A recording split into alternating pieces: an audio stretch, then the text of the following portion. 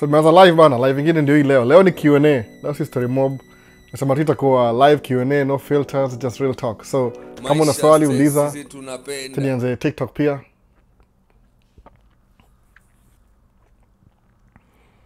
So ndio hivyo mazee, welcome to another live. Hii ni episode ngapi? 81 kwa live. Hii ni live Q&A, no filters, just real talk. So kama una swali unauliza, kitu kama hiyo. Ile tu straight up. Hakuna topic mob leo. Tutakuwa tunadiscuss tu tukienda hivyo. Italast kama niko plan kwanza 20 minutes ago, audio ikuwa fit sana, lakini hopefully audio imecooperate sahi. So without further ado, na tena za Q&A za msa kwanza lingia chat kwa YouTube alikuwa Nehemiah sema eagerly waiting. Nishaanza Nehemiah, karibu sasa. Alafu wa pili kwa nani, kulikuwa na Nixon Zaya sema waiting. Ochieng Miles sema VP Albo locked in from Kitangela, karibu Ochieng. Na kuna family mzima huko. Na kasema check kama audio iko fiti. I am Eric asema nini, asema VP Albo. Poa kabisa Eric, iko poa kabisa. Bantex asema VP Albo, mambo leo. I'm on time bro, ndani kabisa. Karibu sana bana. Sikuwa sure na audio. Audio kana ka weird kidogo, lakini sikuwa sure kabisa. Hope ina do job. Ukiona audio ni mbaya niambie. Audio iko sawa, audio ni poa sawa. Nimeapply community college course in general studies. Naongoja I-20, sijui kama naweza pata visa nayo. Jaribu tu by the way, jaribu tu. Ile usiogope. Why apply? There's no right answer for anything anyway. Trying is no. You'll never know if you fail if you don't try. No. So embrace failure. Emmanuel Kipchichia sema locked in, ready for today's conversation. Leo tu ni live Q&A, hakuna story mob. Nimeona labda hizo stories topic ni save for weekly videos. So live Q&A, kama una swali unauliza. Jini nimeanza kuambiwa maximum niko na 2 hours hapa, nisikaa more than 2 hours. So Jack ako TikTok asema ni Just Mark asema sisi tunapenda sio vile tulikuwa tuna expecta, locked in from Kisumu. Oh, Just Mark. Hii ngoma ya bro by the way, si mimi nilimba hiyo song. Ile alikuwa aliimba song akapotea, missing in action bro. Hata sijui kwa wapi. Sijaongea naye ka 6 months. Oh, nimewacha nani hapa? Duncan Macharia asema vipi album? Iko poa kabisa. So Bantex sound iko fit, hiyo ni fit kama sound iko poa. Sikuwa sure mazeni, nimetry kufumble na sound kidogo, lakini hopefully iko poa. Kwa computer ni show kama ina receive. So I don't know what happened. Maybe ni update. So kuna Duncan, niko poa kabisa Duncan. Rick asema vipi, asema audio on point. Are you using OBS? Natumia StreamYard. Mutumia StreamYard. 2 years sasa tangu nianze. Maybe year and a half, kitu kaa hiyo. So iko ina show kama ina respond ile naona audio bars. Siko naona anything. Still bado sioni anything. Sijui kwa nini. Audio nasema I show anything, so I don't nikaona kama iko mbaya. So Q&A, live Q&A. Ni nini? Samaje, nimemiss live zako Albo. Simu ilipotea man. I'm back. Oh, Dennis Kiplangat, karibu sana bana. So ndio hivyo, leo ni live Q&A. Kama una missingizi live na kwa TikTok, post ile recording kwa YouTube channel inaitwa Maisha States. Iko playlist inaitwa Man Cave Talk Live. Ile live session yenyewe itakuwa huko. Alafu kuna recording inaitwa Man Cave Talk. Different mbili. Moja ni live, ndio hii live sasa live. Alafu kuna talk. Talk ni recording. Man Cave Talk recording. So nilianza hii channel na Man Cave Talk. Tuko episode kama 101 kitu kaa hiyo. So ndio hivyo. So inaendelea. Alekia semaje, hello Albo, so how's the US lately? Plus naona uko Kenya, nimekaa hutu siele acha nianze tena. Alekia semaje, hi Albo, so how's the US lately? Plus naona huku Kenya ni kama hatukuji US. Si bill imepita, ile big beautiful bill imepita. I don't know much about the details, lakini the last time Trump was president, ali reduce corporate tax na tax for people who make a lot of money from, I think ilikuwa sijui 32% to 22%. So this time I'm yet to know bill nasema nini. Kila president akona mandate ya kupass agenda yake. So hii agenda ya Trump ni reduce taxes. Na unaweza pata after sha passi bill hata gusa ingine tena kwa sababu this is the primary bill. Ya Biden ilikuwa build back better, ilikuwa ya construction, ile tu overall construction ya America, wa upgrade ma roads na kila kitu. Ni ile tu una propose your policies ni gani. Kuna zile za Trump, zile ziko popular, kwa zile ziko popular. But mimi usema, yani, ukiangalia kama, vile musema kila siku, sijui kama mnaunderstandia concept, don't get caught up na news of the day. Kama ina change life yako, sawa, you can look at it occasionally. But kama haina impact kwa life yako, I'm telling you, my friend, stay away from hizi vitu, sababu zitakuharibu kichwa bure. Mbona sasa? Juu kama mimi nimetaka ku-trick algorithm yangu ya YouTube, kwa sababu every time nikirefresh, since elections, ni politics. I don't really care about politics sahi. Business imeanza really slow this year, kwa sababu maybe ni, naona, hiyo bill ya DV payment, hopefully, is go through. Bill may go through anyway. I think sijasikia anything about payment. Maybe waliamend. Unajua bill yoga hivi inaanza kwa house. House ni ile iko na House of Representatives. Iko na watu kadhaa. Kama Minnesota iko na 8 districts. The bigger the states, hata sijui haikuwagi fair kabisa by the way. Unapata kama place kama North Dakota iko na 1 million people na bado wako na representation. I don't know how that works exactly. Ni mambo na balancing. Hiyo anzia kwa house wana propose. So the majority party ni Republicans kwa house. Kwa Senate I think ni majority kwa house ni kama by ni 214, 217. Maybe 5 votes hivi. Lazima wote wa vote 4, ile above 50. Alafu Senate wako up by 2, I think 52 by 48 kitu kaa hiyo. So ilienda kwa house ikapita, wakamake amendments ikapita. Ikienda kwa Senate wakamake amendments zao ikapita. Then it comes back to the house again. So house will make amendments, imeenda kwa president, amei-sign. Unajua Trump anapenda vitu, ana-sign publicly. So ali-sign, I think, on Saturday. Sijaona anything about hiyo fees za DV. Ni politics, by the way, ni politics. So itakuwa tu kawaida, I think so. Kama ita change tutambiwa baadaye, sababu kuna ile Department of Immigration ni different kidogo. Hiyo ni kama specific, au make policies zao. So it depends which is which. So I can't speak for them. Mi tu ni mwananchi. No, it's a big deal. Lakini hopefully sijasikia kitu yote ya fee muongezeko. So mko fiti bado. Unajua hiyo program ya green card ilikuwa passed na house. Ikaenda kwa Senate. Ikakuwa kama ile the better way to bring one states ni kupatiana. I think what they should do ni increase your number from maybe 55,000 to maybe 200,000 or something. I think so. I don't know. I think hiyo is kwa better enough waki increase your number so wanakuja every year. Ndio you open up more opportunity. Lakini kwa House na Senate, ukifikiria si ati politics ni mbaya, kama naweza kwa disclaimer, ni ile it takes your mind off your goal. That's what I'm worried about. Ile unapata, kwa sababu news cycle ni 24/7. Aisimami, especially kama sasa kuna TikTok, kuna YouTube, kuna Facebook, kuna Instagram, nimesahau gani nyingine, Twitch, nimesahau zingine zote, but kuna mob sana. Twitter, ama nitangaje, X, stupid name. Yakoga hivyo. So ukifuata mambo ya news sana, utakuwa, it's like it's wasting your time in a way. Inaku preoccupied. Ni kama vile Roman Empire na Colosseum. Ile ma theater, so na act, ma gladiator. It's gonna take your mind off. Which mimi samanga, I don't think it's a good idea. You're better off uko so active, you have your foot, your right foot, uko pedal to the metal. About your own lifestyle. What do you want to do with your life? Focus na hiyo sana than what's the politics of the day. Ipatie 10%, 90%, 95%, focus na vitu za kusaidia wewe as an individual. How can I change my life? Sababu everything, whatever you want to change in your life, it comes from within. See external, ni within, by the way. So, Aleki, so is it true that Trump akiwa ndo watu wengi who win DV? Sijui, it depends, by the way. Unajua ile, kuna Republican as a Democrat. Trump atakuwa president for 2 terms. Unless wamwingishe 3rd term juu, so make rules as they go. So, I don't know. Honestly speaking, personally, mu focus na the most important things kwa life. See politics. Sabu, your cycle is so stressful. Kuna ma YouTube everything breaking news. Alafu watch your breaking news inaka very overwhelming in the beginning, but as soon as you start watching the first 1 minute TV, inakuwa so underwhelming na shindwa, why did I even click on this video?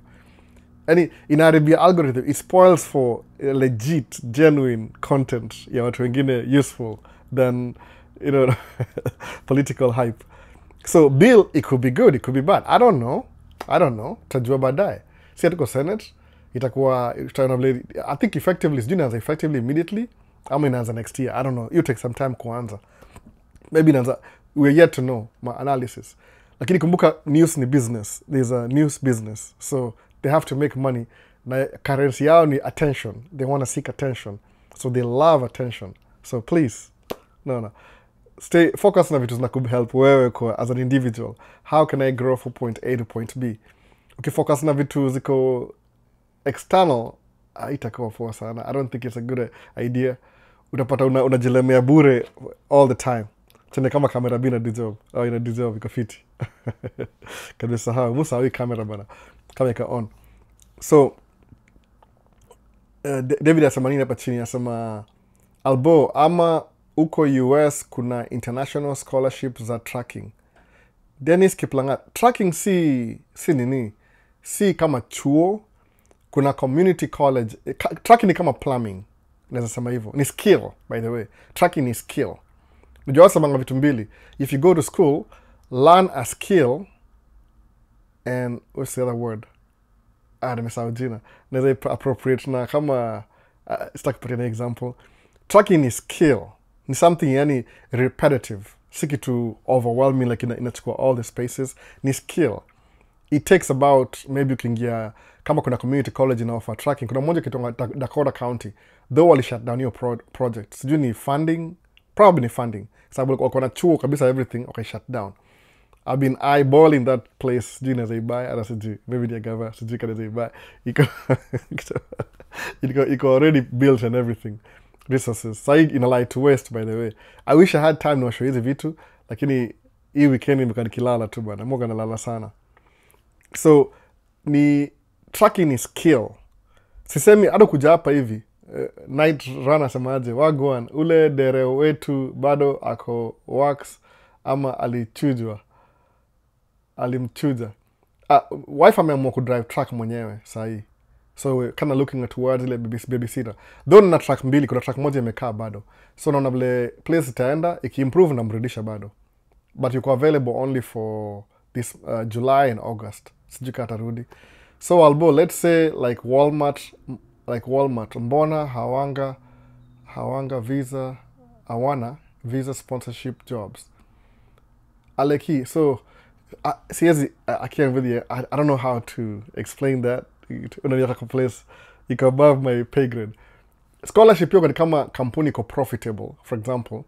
Alafu they want to support some aspect of the community. Ni kama ile community involvement au itangaje hiyo. Ni kama non-profit foundation. So they'll get it, kama tuseme Walmart headquarters iko Arkansas. Itonga Arkansas. Tuka hiyo. Si kama Kansas, Arkansas. Huko ndio headquarters yao. So because wako huko hivyo, based huko hivyo, and it's a major corporation, it makes money from that state, they will try waingia kwa community ndio ile inawapatia boost. So nasema we are offering scholarships for anybody who's willing to study. Want to support program because they are making too much money. They want to share the money with other people. Ile community involvement. So ukiniambia, well, I don't even, maybe you're nice, it depends. So Dave K asemaje, Walmart jobs ni kama Naivas. They don't need any special skills for sponsorship. Unaelewa? Amesema hivyo, Dave K amekwambia hiyo answer. Ni kama Naivas, kufanya job Naivas. Ni cashier, ni customer service. Maybe from, kama mimi nikuja hapa States, job yangu ya first ilikuwa nafanya kazi kama Naivas. See, Naivas maybe ni kubwa. Kuna a small pharmacy, alafu kuna store mbele, convenience store to Walgreens hapa hivi. It's been around for maybe 100 and something years. Ni pharmacy, by the way. Primarily ni pharmacy. The pharmacy makes more money. But because pharmacy hapa ni ile unaenda kwa daktari, then they send you to the pharmacy. What happens ni ile wanakutumia order, alafu you're waiting maybe 15 minutes before order yako ikuwe filled. Asa mga filled, jina hapa ni, I don't know what that means, to fill your order. Kind of makes sense. So, natinka Kiswahili. Kizungu America ni hivyo, you're waiting for the order to fill. So, while you're waiting, watakuuzia vitu convenient, kama maziwa, ile greeting cards, candy ni sweets. candy, unaona, candy shop. So vitu kaa hizo, perfume, yani vitu za convenient, quick, whatever. So pata, while you're waiting for your pharmacy order to be filled, or kwa store unatembea around and you're looking at the things you can buy, convenient things, kama drink, chocolate, something, whatever. So hiyo ni Walgreens. So mimi kufanya kazi Walgreens ilinisaidia sana kabisa. Kwa nini? Because I met a lot of people. Kuna watu, kama naongea a lot of people, there's a reason why naongea a lot of people. Juu nililearn kuongea English ya American because na interaction na watu on a daily basis. Shift yangu inaanza asubuhi, wanafungua 7, mimi naingia pale 6 though. 7 to kama 2 hivi. 3 na kwa sababu naingia job ingine 4. Niko na job mbili by the way. Nikianza kwa naingia job ingine 4, lakini hiyo job ya 4 ingia workout nika flip. Nikaanza from 6 to 2 naingia Walgreens 4 to 10. Baadaye sasa. So because niko na meet wasee on a daily basis, kama sema asubuhi elderly ndio nakam kuchukua madawa. Lunchtime maybe kuna watu wako lunch break hivi something. Afternoon kuna watu wametoka chuo, they're getting candy, whatever. Alafu jioni ni wase tu, maybe maziwa imeisha, they need a milk. Kama kiosk hivi, milk nini. So I talked to, kufanya kazi Walgreens 2 years, ili expose kwa at least real Minnesota Americans. Inasema hivyo. Kwangu ni kwa real American in a broader aspect. Bangladesh, Minnesota. So nikalan kuongea hii accent ya American. Maybe 1 year in, I won't tell difference until nienda kuambia story. So kama naongea na mtu American, tunaanza kuongea story. So nikidescribe words, juu mimi background yangu ni British English, Kenyan English, Nairobi English. At some point kuna word ndatamuka, ndapronounce Kikenya. Sababu sasa napiga story, niko yani ile on a broader aspect. So what skills did I learn kufanya kazi Walgreens? Skills zangu ilikuwa ile kuongea na wasee kama customer service. Is that a skill that I can take you to a different place? Yeah, maybe. Nikienda kule nifanye marketing, nishakuwa involved na hiyo. Sawa. Lakini tracking ni skill. 1 month ni skill. Ni kama ile, si ile professional job. What do? You just drive truck. The same thing like driving a car. Kuna chuo ya kupeleka wasee kudrive ma 3. Nika kudrive ma 3 by the way, basically. Usha get license, uko certified, umeshume pass kila kitu, unaanza job. Lakini sa ile aspect ya tracking ile ni ile, you buy your own truck, it becomes more than a job. Excuse me. Inakuwa a small business. So kama mimi nafanya kama small business, naona. Kusema kweli kabisa, it's much more comfortable nikidrive truck yangu peke yangu and me alone. Kumanage trucks zingine inakuwa more challenging. Oh, nimesahau kuwasha, excuse me kidogo. Moga na air purifier hapa hivi. Nimesahau kuwasha, iko mbali kidogo. Ina clean up air. If you know what that means. Kuna vitu mingi America. Kuna carpet hapa chini, carpet. So iko on sahi. Nika hapa chini sana kuna hiyo carpet, hewa ina rise. Naanza kubreathe those particles na zinikatia. So zuri ya air purifier inazisuck all the hizo ma unseen vitu. Okay, anyway, big deal. Kiblangan albo ama uko US ama huko US kuna okay international scholarship nishamjaza hivyo. So tracking ni kitu, ni skill, basically skill too. Something to kama always learn a skill. Kama sema unajua carpentry, unajua plumbing, unajua electrician, hizo ni vitu you'll always get a job. Iko recession proof. Tracking hizo deliver everything in America. So musema hata kama uko na master's degree in whatever, if you can at some moment in life get a license and have it. Halafu every 2 years fanya your medical renew, because you never know. It's good to have ile CDL. Hiyo ndio nini yangu musema. Ni skill. Ni ile tu unfortunately ile skill ndio my main gig. No. So angalia for example hivi, kuna ile your career na kuna ile skill. So sisi sema mufanya photography na videography on the side. So guess what? Kuna wase videography and photography ndio their main gig. Alafu they do maybe fishing. Hiyo ni hobby. Aya, mimi kwangu ni videography, photography ndio hobby, tracking ndio the main gig. Unaona hiyo difference sasa? Kwa nini? Because vile yangu iko structured, that's what pays my bills. Ina make sense?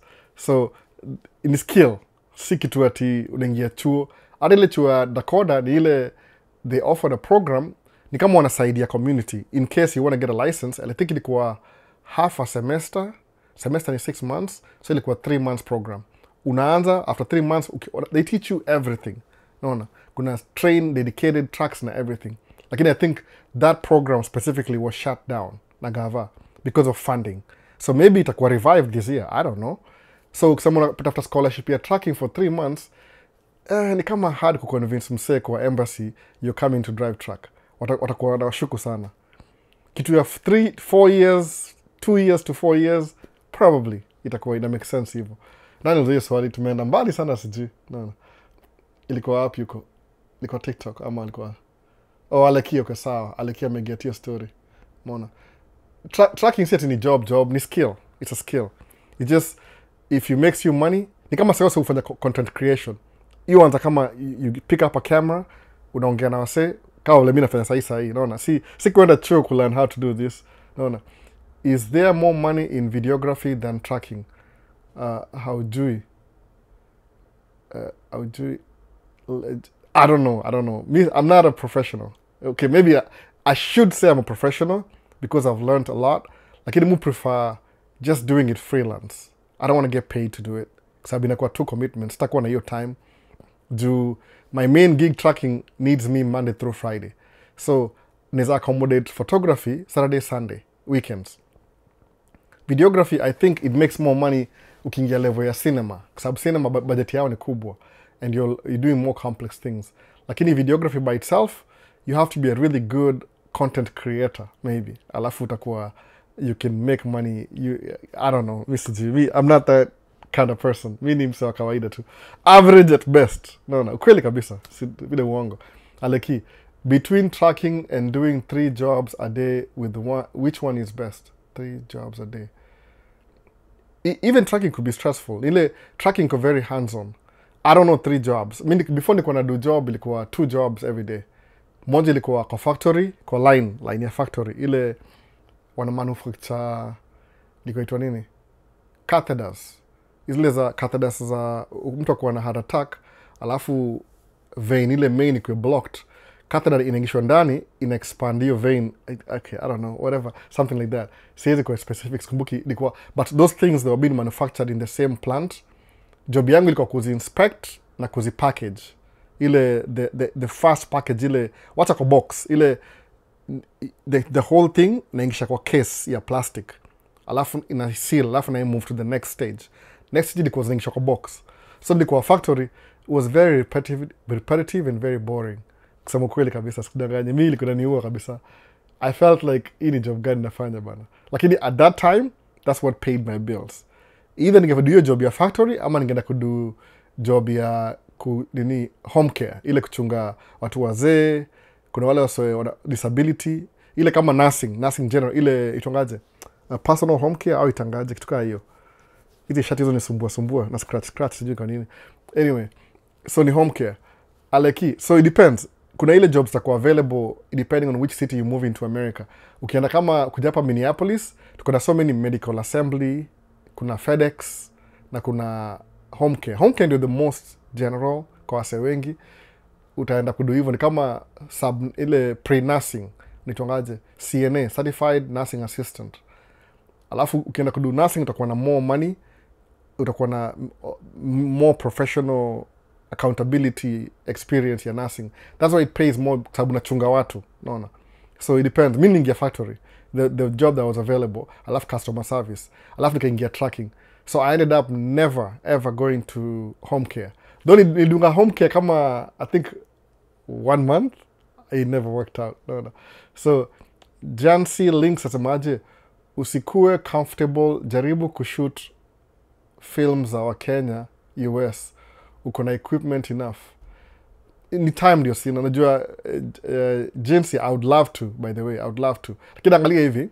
Okay, by the time nimeshoot film, nimemaliza, alafu it needs time. Alafu ni edit, let's say ni 1 month. Sina truck yangu. Who's driving my truck? Naelewa hivyo. I would love to, by the way. Maybe when the kids move out, unakuanga stuck na vitu fulani. Sababu mimi ndio, I have to drive truck to pay my bills. Sasa si mchezo. When I was single, ni musema hivi. Kama, if you don't have kids, tusema hivi kweli kabisa. Mimi niko na nini? Niko na mortgage ya kulipa. Hao ni deni. Niko na mortgage. Aya, niko na utilities. Niko na watoi wanaenda chuo, school fees. Alafu niko na do you think really niko na time kusema ati ndaingia full time kushoot video? Ni hard kidogo. Umeona? Alafu kuna ile job vile mimi siko qualified na vitu mingi sana. mi najua tu tracking, by the way. Nilianza business school, I never went back. Naona mi ni the school of hard knocks.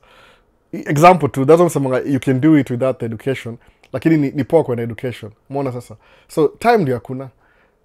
I would need to have, like, nikishoot video, somebody's paying me from day one nikishoot video.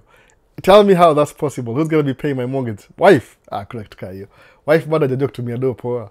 Naona. Acha ndio chini nimemiss call hapa hivi nasema nini? Oh, jinsi. So ni hivyo, it's good encouragement though, lakini si kitu practical. Naona. Hapana, weka time bana. How?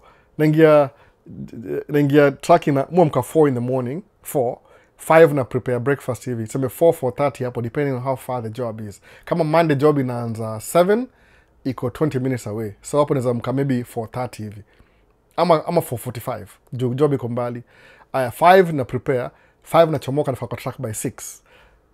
Kwa track 6 nenda kudrive kwa hiyo, naenda kwa pit, nandia pit by the way. Straight kwa pit. Kama napata time na record, but ni 20 minutes. Jika na record, utaona ni Monday. Alafu kwa pit naingia pale hivyo, I work the whole day until 4. So 4 ikifika, nienda kudrive back to track parking. 5 hivi 1 hour. Track parking niweke mafuta kwa gari, ni check mataya, nifanye post trip, paperwork, 6. Alafu nikiingia home hivi, watu hiyo wanangojea. Dada, nini, tupike dishi 7, 8:30 hivi nilale. Bona, hii ni Monday through Friday. You tell me. Time guide sema hata ni hata video muanza kuedit video kama Friday usiku. Alafu na imaliza saa 2 asubuhi na maliza moja. Na zingine saa 2 na maliza, unaona? Pole tu unaona. So I don't know. Maybe in the winter. Ubasa winter ni tuko slow, lakini weather ni ngori. Kukua huko nje ni hard sana. So explanation, it makes sense poa kabisa. Naona. Tunataka kuona short films yako soon. I don't know how to... Give me ideas, gents. Nipatie ideas. Maybe utani help. I mean, kama kuna ile idea, nipatie idea. Maybe it's just I'm limited by my own resources. Ile mind yangu siwezi think kama gents. Gents isofanya hivi, nipatie idea. Niambie, albo fanya hivi na hivi na hivi. Alafu ndakufanyia.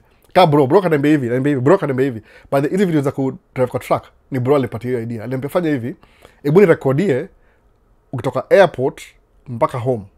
Nikamshow sawa. Hata sijui kaliwahi post hiyo video kitambo. Kaambia utaka tu, hebu nipostie video unatembea kwa snow. Bro nipatia vitu kaa hizo. Alafu nampatia video. Ilikuwa 3-4 years ago kiniambia hizo vitu. Nikaona, wait, that's a good idea. Na record tu. Bro kiniambia vitu na okay, perspective yake anajua ile mimi sijui. He sees better than I, from perspective yangu mimi siwezi. Unajua hivi. Kama sasa mimi niko na watch nani Ibra huku US akido video. Naenda kwa laundromat. Nasema, oh, I used to do that. Kwangu ni kitu ya kawaida. I do that every day. Lakini maybe there's somebody who's never seen somebody else do that. Inakuwa different. Umeona? Hata ndio YouTube na socialism have increased. So I'm in. Thank you for such enlightenment. I'm always here to gain more knowledge from you, my mentor. Clement KE, amesema mentor. Clement, we should get passport bana. Utamuona passport ama ilikuwa nini? Nika passport, I think. Clement KE. I thought you did. Niliona senator alitoa the clause ya kulipa 250 for DV application. Let me get my picture ready. That's good. I think, so ile senator unajua bill haikuangi perfect, lazima wa debate. Kama alitoa hiyo 250, maybe your senator, the state that the senator ni mgani by the way, namtafuta. Musa makila siku there's people who need immigrants in their states. Honestly speaking, besides politics. Kama uko unaishi southern states na wako na ubaguzi and they're doing well, choose malenda kukaa America by the way. It matters. Choose.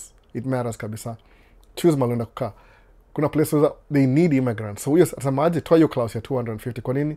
Because immigrants au kama na ile fresh, untapped minds, this imagine, I don't know how the words, wata uplift your city. Kama ile wakadongea sikio election, ile Haiti walingia nini Ohio, Springfield, Ohio. Nishaona hizi matao zinakaa, hizi matao za countryside. Sometimes the school was shut down 10 years ago. Alafu maybe hospitals zilikuwa shut down 15 years ago. Alafu kuna maybe Walmart ili shut down, so it's just a dead whatever mall, concrete jungle. So sema hivi, when you ukibring wase brand new, watu wa Haiti wameingia pale hivyo, unawapatia little bit of money to get started. Haikuwa do mob sana, by the way. Ile tu the government will make that money back. Sijui so I don't know, maybe ni ubaguzi mingi sana. So wakiingia pale hivyo, kama sasa vile hapa Minneapolis kuna Somali, wako na Somali Mall, ni kama Isli, yani Somali Mall. Kuna mahoteli zao, kila kitu. Hata hiyo building inaoniwa na Mwarabu, hata si Muislam, si Mwarabu, Arab guy, si Msomali, lakini ame-rent out. So just because wali rent out your place, kuna maduka hapo, watu mfungua business, utapata chai pale hivyo, sambusa, au itanga sambusa, si samosa, sambusa. Kuna sambusa huko, kuna goat meat, mbuzi choma, everything halal. So ime uplift your community, because this community kuna vile inaishi life yao na culture yao. So wame embrace your culture, alafu at the same time they are doing commerce. Unaona? Wamechukua taxi, Uber ni yao, nini?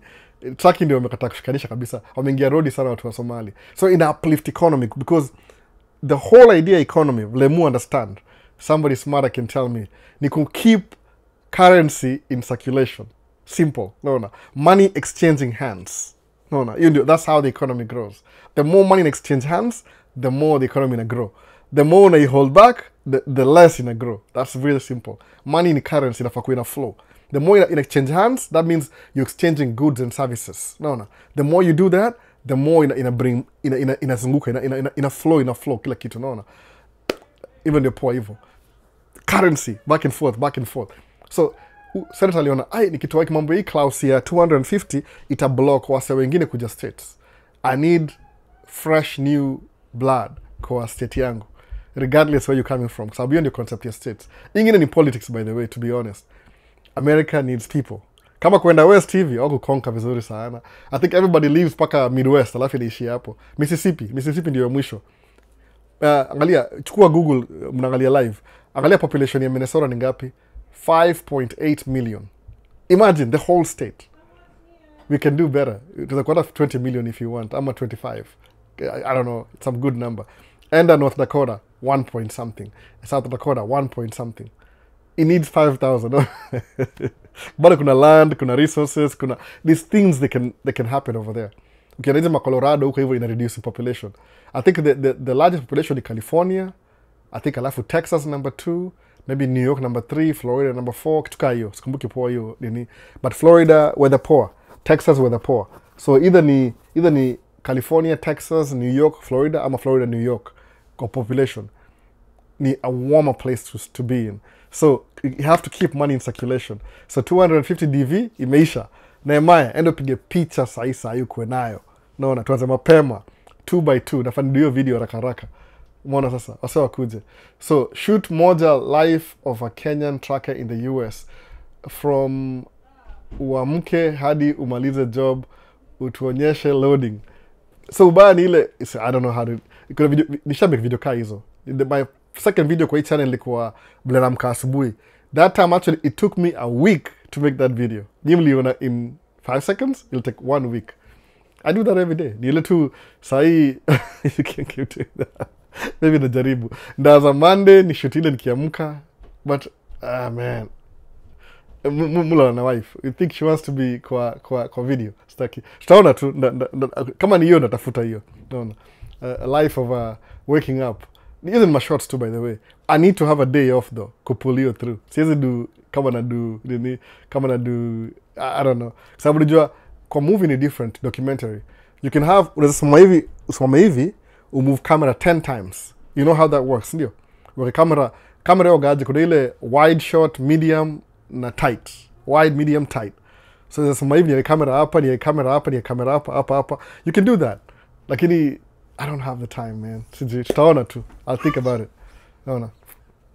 So, next ni gani? I need to bring food in before they melt. Aleki asemaje, na watu walidipotiwa enyewe. America ni vast. Kuna wase wengi sana. Hiyo tu ni story ya nini? Story ni ya nini? Ya politics of the day. Ndio hivyo bana. I can't do that. I'm already live. But it's gonna melt. She's following me out. I can't do it. Yes? I can't. You want me to finish? I got it. They'll melt. It's 90 degrees out. Just bring them over here. It's cool here. Bring what over So Minneapolis, it was No, I can't in go Neat out Insta with her. 360. Oh, take the guest. I can't go out with her. She's trying to go out the door. She'll push buttons. I It's, can't leave the groceries in the car. It's too hot. what am I supposed to And do the now? boys won't watch her. They won't. She'll come and push buttons. Hello. She's looking for me. Just let me go. Hurry. I just gotta get things in. It's too hot. Come here. Nimepata guest sahi. Siwezi nyonga live. Ni mtoi bana. Oh no.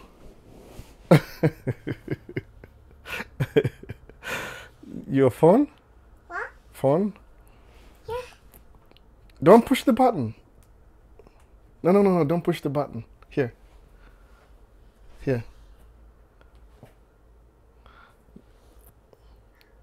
Nimeshikwa hapa bana. Nimeshikwa. Here. Yeah.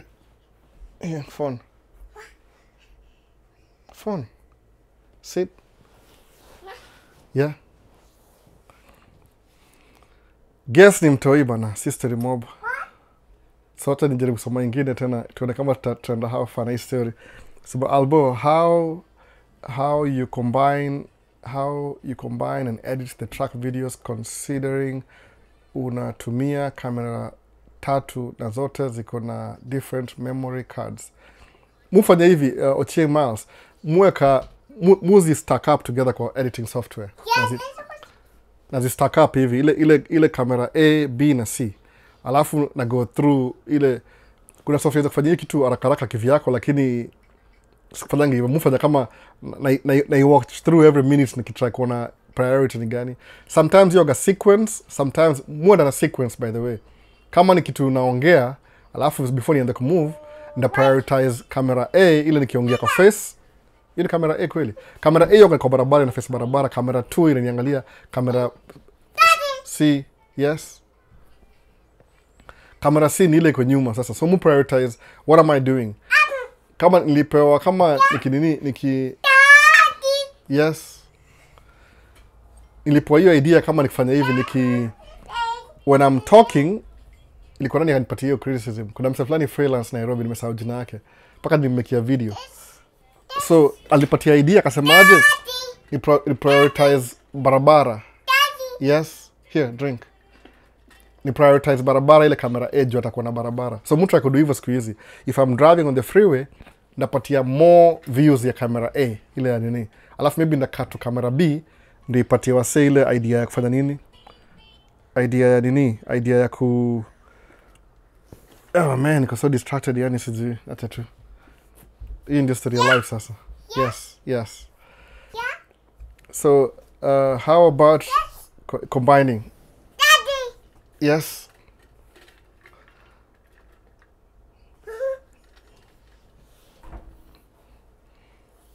So ya pili ni nini kama narudi back to you Ochieng Miles baadaye. So Kamnyons. Yes. Can you guys just watch her? Why? Yeah. What? You don't want me to do it live, or I don't know. You should decide. So Musa, it's not your problem? No, it's not our fault that we Locked in from Saika. Musa. See, that's I can see live yani sijui. Mu take it very seriously by the way. That's sijui yafakoaje. Kila mtu amekuja hapa chini saa hii. So locked in from Saiki, Musa Roma. Achani, labda nanyonga TikTok bana sijui. Hebu tuone kabla niko. Kamzungu asema Minneapolis in it. Don't push the button. I'm going to lose audio. Right? Oh, she's going to be crying. Okay, here. She's not happy. She wants to push the button. Here. She has a pouty face.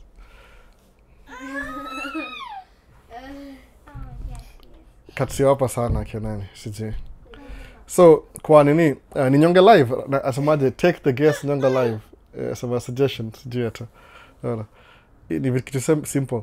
We need to see more of your reels, ni zinakaa kuwa fire. Musa Roma, reels niliota kudu reels juu inainterfere na nini, inainterfere na main video, niambua hivyo. Ama ni channel moja ya reels kwa sababu reels ndio iko very ni fast pace, mwaga little bit niko slow kwa nini yangu, so reels zitakuwa sijui niko nafanywa na mtu, by the way nafanywa na mtu ziko zangu kivyangu. I'll look into it. Virus of nini hapa hivi, short film idea, how to catch predators in a main version. Virus, you thinking outside the box. So video samaje, how you doing bro today, nice to see you. Good to see you Vincent, leo upatikana. So kuna Deno asemaje, sita kusema hiyo vitu maze, must go. Albo, what's your take on Gen Z movement? Najua WW ni cheap sector ya politics na leadership. Explain. Deno sikoge na comment sana juu politics. Juu kusema vitu za politics bana mi I'm not more focused na nini. Ile whatever is ile main idea ni gani? Muone hivyo. Main idea. Nikisema kama ndadu politics ita divert from personal growth. Naelewa. Naipatia a little bit of potential lakini mostly more focus na ile personal growth. It takes too much time kufanya hivyo. So next ni gani, kuna watoto wameamua mbaya. Wako hapa wote usikii. Yeah. Madhamu wa damn tu hapa hivi. Najua anataka kumake statement. Ameniambia nianze mapema leo ndio tumalize tena, amebring watu wote. So watoto wameamua mbaya. Kuja hapa wote. This is parenting. Ndio hivyo bana. No. So asemaje, take care of the guest. We can resume live later. Hakuna guest ni watoi hapa hivi. Hakuna guest specific. Unaona, technical director amekuja kuangalia kama mitambo zako sawa. Mic check 1 2. Kuna hii control iko na lights hivi. So yakiona hizo popping lights atakuzifinya. Kifinya taribu audio kama last time. Aliingia hapa half an hour before. Here. She doesn't want? She wants to push the buttons, right? What? Here, drink.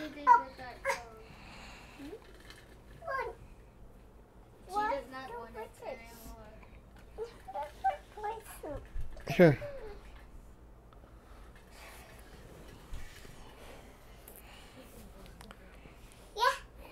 Hey, come over here. Come, Apis.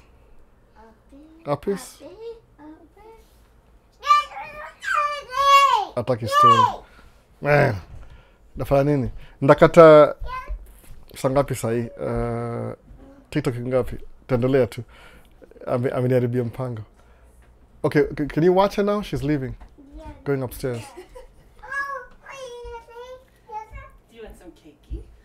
Auski DFK ndio hivyo. DFK auski ndio hivyo. Naona. Mujificha hapa hivi. Najificha alafu na she's done. She wants to go upstairs.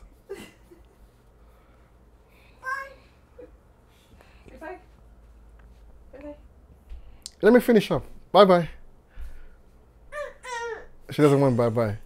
She was going upstairs though. Just go upstairs.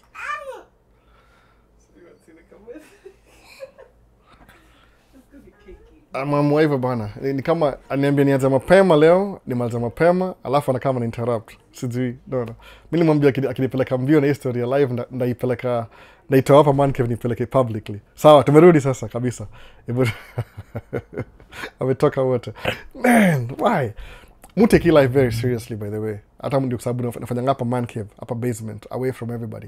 Watu wao wamekula kila kitu kwa fiti, naona. Mama ameamua leo mbaya. Kabisa usikie wazee, sijui kwa nini afanya hivyo. Anaachia toi na naona, very simple. Hey Albo, ni fan wako plus you're my mentor in tracking. First time yangu kuwa live. Kevin Kiplangat. Karibu sana Kevin.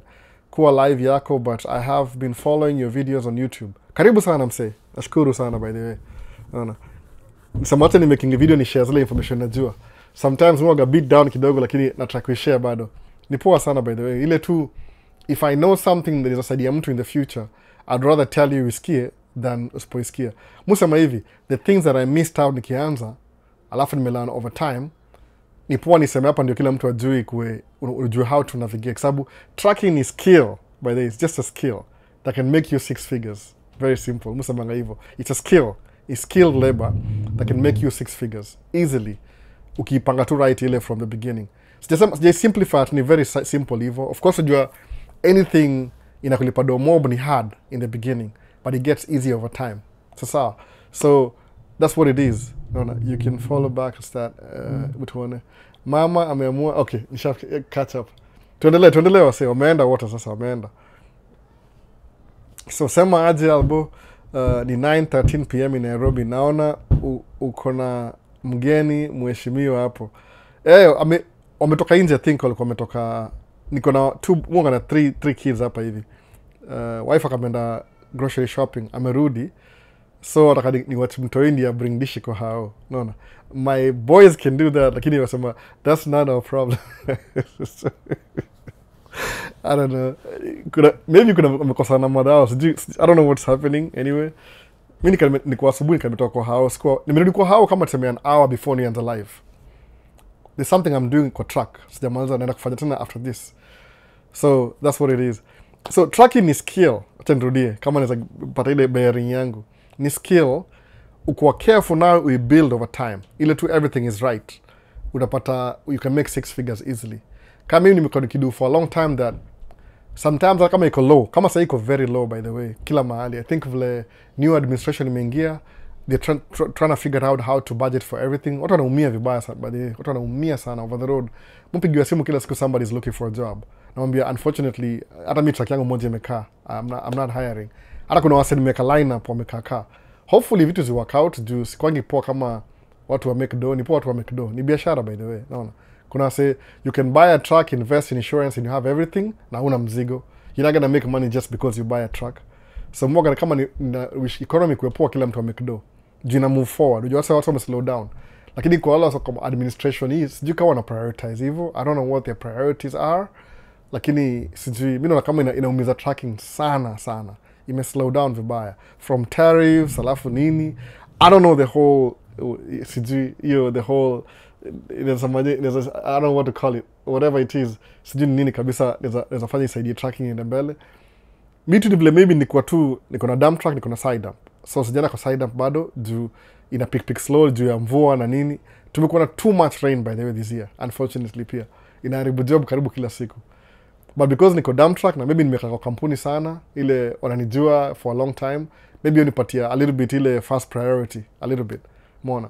So ndio hiyo bana. Next nani? Je, wewe ni mtu wa masafa marefu? Video zako zenye hu record far, how long do you record in order to cut them that short you make videos? Musa Roma, mudu very local. At least nini rani yangu moja za kwa maybe nikiamka asubuhi kama naenda job. Yezi kwa more than 1 hour. Nishai make 1 hour siku moja. Hata nilipost kwa ile channel yangu ingine 1 hour. I make sense do. I can't be speaking and I'm driving for 1 hour. Ni ngumu kidogo by the way. Kwa sababu kumbuka I do it for you guys. Mtu anaanza niaje Albo tumekie video kama unaenda job. So those were 2 years ago kwa hizo maswali. So what I did ni ile nisema whenever I have time kama niko comfortable na try to record within the track when I'm working ndio I get kuona ile exactly what I do on a day-to-day basis. Ile real. So because ni YouTube na ni algorithm na ni nini pia TikTok pia najua hivyo lakini TikTok haikuwa na video refu mtu akipatia title alafu sema wacha niongee kitu fulani naona sikuwa na engage social media sana when I'm working especially now na hii dump truck ni ngumu kidogo juu tuko na very short runs so nikiget half an hour niko na bahati mostly over 20 minutes back and forth hivyo tu naona so flatbed zimeanza kushika kiasi. Hiyo ni poa, they kama ni poa mazee. I hope zishike bana. Unajua matraka bana tunaumia bana. Najua okay, I know people who wanaumia sahi. Uko na equipment, una kila kitu alafu economy imepeleka mbaya. What you pick up bana? What you pick up? Juu there is a tariff, price imeenda up kwa so many things, so I should adjust juu in the beginning kwa 100%, 35%, 22%. So kila mtu anangojea, hey, we don't know which is which. Naona tariff ni gava ku make do according to administration na wata make more money kama kuna tariffs. Ubaya ni ile who pays the tariffs, si wale wana export ni consumers. It go back to consumer. Kama sasa muona price za camera, most of the cameras are made in China zime go up na $100-200 just like that. Naona ubaya ni ile au increase prices kurani economy, wanasahau kuongeza watu mshahara. Naona hivyo sasa, I don't know man, inakatia kila mtu, si kila mtu ako happy. So mambo hapa hivi flatbed na peak, hiyo ni mzuri by the way. Naona alafu watu wanaumia bana, watu wanaumia. Sijui kama nimalizana hii story, ilikuwa nini, ilikuwa je mtu wa marefu muoga very local, mudu drive kama within 50 mile radius, that's it. Minneapolis, St. Paul and the surroundings, hiyo area tu. Minneapolis, St. Paul. St. Paul ndio capital city ya Minnesota. Ile state capital ya Minnesota ni St. Paul. Alafu Minneapolis ndio kama business district. So hiyo area mbili hiyo muoga tu within 50 mile radius. Kuchukua compass hivi, alafu draw hivi around hivi 50 mile, approximately 50 mile radius. Ina mudu job kwa hiyo area within hapo. Even the insurance yangu imecover. Occasionally nizaenda kama mbali kidogo, lakini hiyo tu ile 1 day 2 day kuchukua material. Mona. So mostly ni hiyo. Albo ni boost bizna yangu ya smoky tafadhali. Roma itakuwa hard mazee siku hizi. Siku hizi I tried to do that last year, ikakuwa very messed up. Hata si hivyo, nitabi kweli kabisa siwezi mention, lakini hizi ma platforms za social media zinakataa usidu vitu kama hizo, ndapata strike, ndapigwa nje. Kama ndio busa maje, kama una story yote, hata sijui kana hiyo dosa hii. This year imekuwa very slow na kila kitu. I wish I could, lakini ukisema kwa social media siku hizi stories za kupatia mtu do inakukatia, unapata strike. Naona hawataki hiyo story kabisa. It's like unafanya biashara kwa biashara yao, tukaa hiyo. So na pia sitaki kuchukua namba za watu, unaweza kama ni accuse ati mupatia wase. Ni kama sema okay, anyway, ni story mob. Na explain baadaye. Bizna ni bizna. Naona it's just the way you're doing it. How ni con, naona siji sports, how ni con, I don't know how that is. Kusema bizna siji ile kutumia wase do nimekata hiyo story. Alafu pick up habit moja from late last year mpaka this year. I'm investing in retirement. So do yangu yote inaishia ile whatever I pay myself. Do biashara has nothing to do with me. Unajua do biashara states everywhere in the world. Inafaa kwa ile pesa ile whatever money you're making, ingine ibaki kwa business ya investment, ingine ujilipe kama employee. So mimi whatever I pay myself as an employee, hiyo do iko max kabisa. Hata ile extra nimefungua investment accounts, mwingisha kwa investment accounts. Nimeanza kubuy shares. I knew about it 5-10 years ago, lakini I never took it seriously. Lakini because of Maisha States Munge na wasi hapa hivi, one of you guys anajijua, aliniintroduce kwa history ya shares. Alafu nikaenda deeper kidogo. So because I'm getting older, nipo nienda kuinvest kwa retirement yangu juu. I'm getting old by the way. So after yesterday I'm older than I was today. So na invest mostly kwa retirement yangu. So after I'm young hivi aku-invest ya business itakuwa poa hivyo. Mimi sasa nishataka hiyo story. But what's up kwa phone number, you need a different platform, no. It's nice hearing from you, keep up. Alan Bill Clinton Ochieng Delano. Huyu ni president hapa hivi. Alan Bill Clinton Ochieng Delano. Ni president hapa hivi. Good to hear from you, Mr. President, sir. Akona jina za president watatu hivi. Mbona? So ebu ongelea more on those investments account. Example, Dave K. Ni hivi, over time, nikafikiri kama kukuwa na investments za hizi ma shares na ni scam. That's what I thought, ni scam. Mbona kama Bitcoin. Okay, Bitcoin always guarantee to increase, but anybody ule alinunua Bitcoin 15 years ago, ikuwa $1, ana benefit sahi. Investments za shares sasa. So number one ni hivi, unafungua account, investment account. Kama place, kama musema number one ni Vanguard. Vanguard is one of the richest investment company in the world, by the way. Vanguard. Alafu kuna BlackRock. Wana own at least all the Fortune 500 companies. Kuna percentage hapo hivyo yao. Major percentage. 20%. I think BlackRock na alafu funny ni ile Vanguard na BlackRock, they own each other. Unapata kama BlackRock iko na shares 40, example, nasema tu example, 40% ya shares za Vanguard zinaoniwa na BlackRock, alafu 40% shares za Vanguard zinaoniwa na BlackRock. So these are one of the major investment companies in the world. Wanna touch everything from SpaceX, Tesla, everything. So if you want to buy shares, for example, which are the best shares to buy? Unaanza hivi, usinunue individual shares. Kama useme Apple, useme no shares za Apple hivi kivyake tu, ile Apple ama Google ama Microsoft. Fanya hivi, fungua investment account kwa Vanguard, kuwa na ile login na kila kitu information yako, alafu fungua investment account. Then useme hivi, from your paycheck, ile personal account, transfer, let's say $100 every month, automatically ina transfer to hii account ya investment. Usiwache tu kaya hapo investment, then now log into your investment account. Nunua itonga VOO, unaona? Hiyo ni ile kama Fortune 500 companies. Una hold shares in a basket of shares, unaona? Unaona ile Fortune 500 companies, you own a basket of all, a piece of all these companies called Fortune 500, S&P 500, ya Vanguard, itwa VOO. Sawa, ukinunua hiyo sasa, alafu once umenunua hiyo moja hiyo, sema kama most of your $100, maybe $40 in towards S&P 500, then hiyo 60 diversify.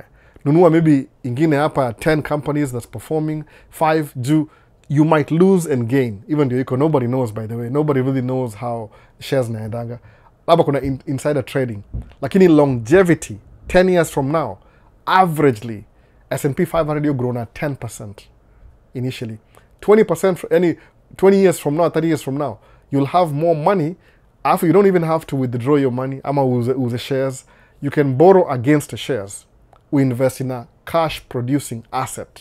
So, nimeanza a little bit too late, his story. I used to think shares ni scam, but in terms of investment, jisikizi machangi mefunguka hivi, muangalia kila kitu. I don't know, maybe I'm getting older.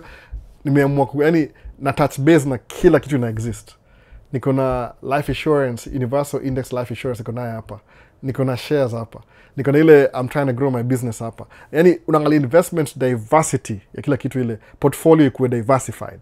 Real estate nafungua baadaye, real estate sijajenga hao bado, hata mtaani sijajenga hao bado, but I'm working on that ile full. So sahi this year niko 47, ndakuwa 50 in the next 3 years. So by the time na hit 50, nataka make sure niko na diversified investment. You don't really have to make a lot of money. Hata kama ni $100, $50. Of course, tuna ile minimum cap. Maybe they want 3,000 kwanza, S&P 500, 3,000 something, 200 kwanza. Lakini at least nifungua hiyo account fulani kama within the investment, high yield savings account. Au itaje Kenya hiyo jina, nimesahau. Nitongaje high yield savings account, naitwaje? Nimesahau jina hiyo, jina ya Kenya hiyo. Alafu towards, kwa sababu investment you work na compound interest. Also, mga compound interest is a 7th wonder of the world, ama 8th wonder of the world, kitika hiyo. Say compound interest. So you want your money to start working for you from way back. Kwa sababu 15 years from now, you'll get to where you're supposed to be. Mwana, itakusaidia yani diversify your portfolio, itakuwa poa hivyo. Usinarrow down na vitu ndogo ndogo. Unaona? Hiyo ndio nasema hivyo DFK. So angalia hiyo historia. Kama kuna book nilibonga hiyo book, niliplug in hiyo book a couple of weeks ago, inaitwa I Will Teach You How to Be Rich. Ni Remit Sethi. Remit. R-E-M-I-T Sethi. S-E-T-H-I. Akona YouTube channel pia, by the way. Remit Sethi. I will teach you how to be rich. So, I don't get you vitu better than I could, by the way. Better. I'm not getting paid to say that. Lakini ni ile, as a beginner, it's a good book to read. Ama to listen to. Audiobook. Remit Sethi.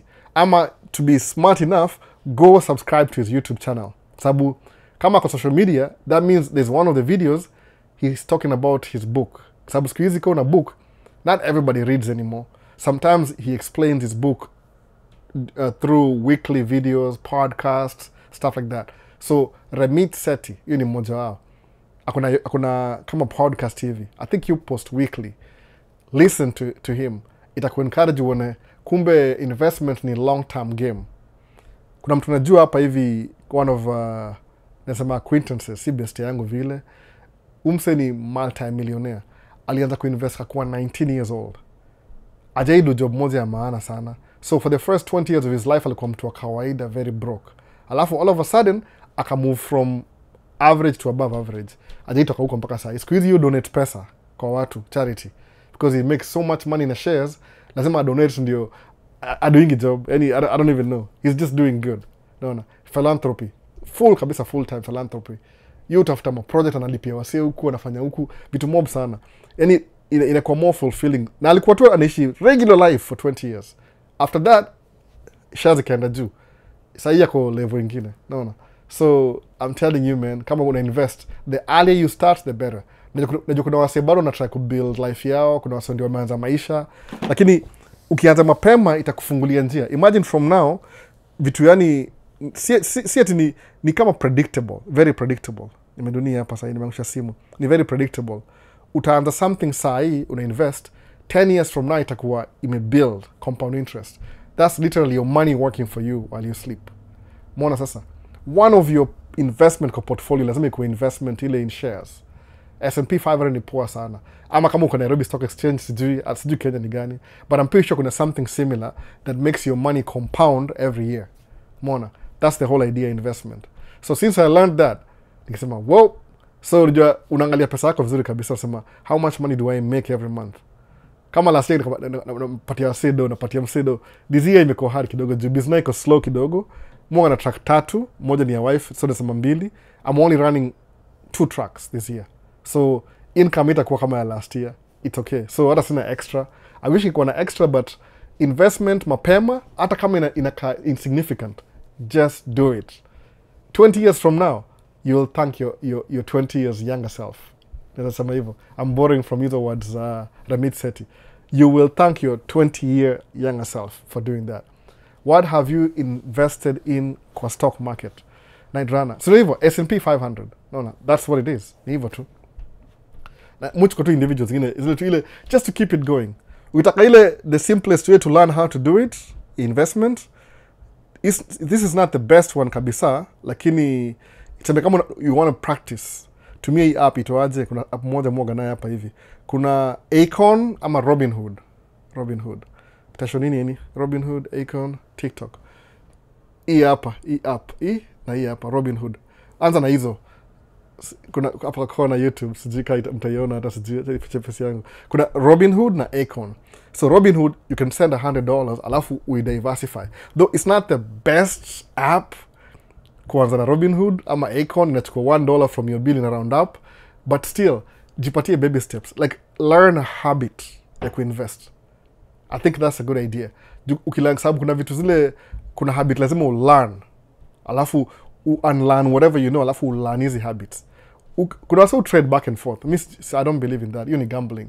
Sababu za trade leo, or lose, or gain, or lose. Long term, long game. No. Long game. Mi kwa watu memitu wengi kwa dosi, walianza, alikuwa 19, imagine. One of the best examples I'm invest na hii story ni Warren Buffett. Sima mjua? Warren Buffett. I'm investing sijui karibu his entire life. Sijui 1934 or something. Paka leo. Ako 98, 99 year old. Maybe atatutoka soon, atatutoka kwa hii dunia atuache. But ile legacy yake, whatever he's been able to do, hata kama unadu, msesa mangaje, huyu Ramit Sethi yetu imejina fulani. What's your individual rich life? What's your rich life? Yesema hivyo. What's your rich life? No. What do you define as your rich life? Kuna wase rich life yao ni ile waende vacation 4 times a year, every quarterly. Maybe waanze na continent. Tuseme January uende South America, February uko Europe, March uko Southern Asian, alafu December, si hivyo, nasema quarterly. Uende, first quarter uende South America, second quarter uende Europe, third quarter uende South Asian, fourth quarter uende Australia, fifth quarter labda next year uende at Antarctica for 1 week, uende South Africa. So, that's your rich life. You want to travel the world 4 times a year. Kuna wasema, I want to invest in real estate. Nianze maybe na two doors. Next year uko na 4 doors. Uko na 8 doors. Uko na 16 doors. Uko na enough income to replace your 9 to 5. Alafu, that's your rich life. Kuna wengine labda sema na kununua BMW. Nianze YouTube. Ni show, whatever. You know what your rich life is. No. Si lazima ikuwe kama ya mtu mwingine. No. You are the only you possible. So just work hard and live your rich life. Lakini tuli hii investment, pole tu, nice and easy over time, itakuwa ina grow pole pole. So in the background, it's working for you. Kama ni life insurance, mi nimeishi long enough to understand that life insurance can help you do a lot of things. Mwona sasa. So ni vitu, by the way, the person that I am sahi, tuseme tangu jua sehemu nijue, tangu ningia hapa hivi kwa social media kama Maisha States 2 years ago, 2023 January, hata mi nime-evolve by the way. Kuna vitu I didn't know then, I believed then, I don't believe then anymore. Nime-acquire more, nime-build upon whatever I knew. So just this conversation, mushare, hata vile naongea sahi ni different from 2 years ago. Kwa nini? Nime-learn more things, I'm growing every day. So as I'm learning new things, pia mi na-recommendia wase wako, kwa sababu najua kuna hiyo challenge. Kuna wase wasema hapa hivyo, they think of me as a mentor, which is, I appreciate it, thank you, but it's a big obligation kunipatia.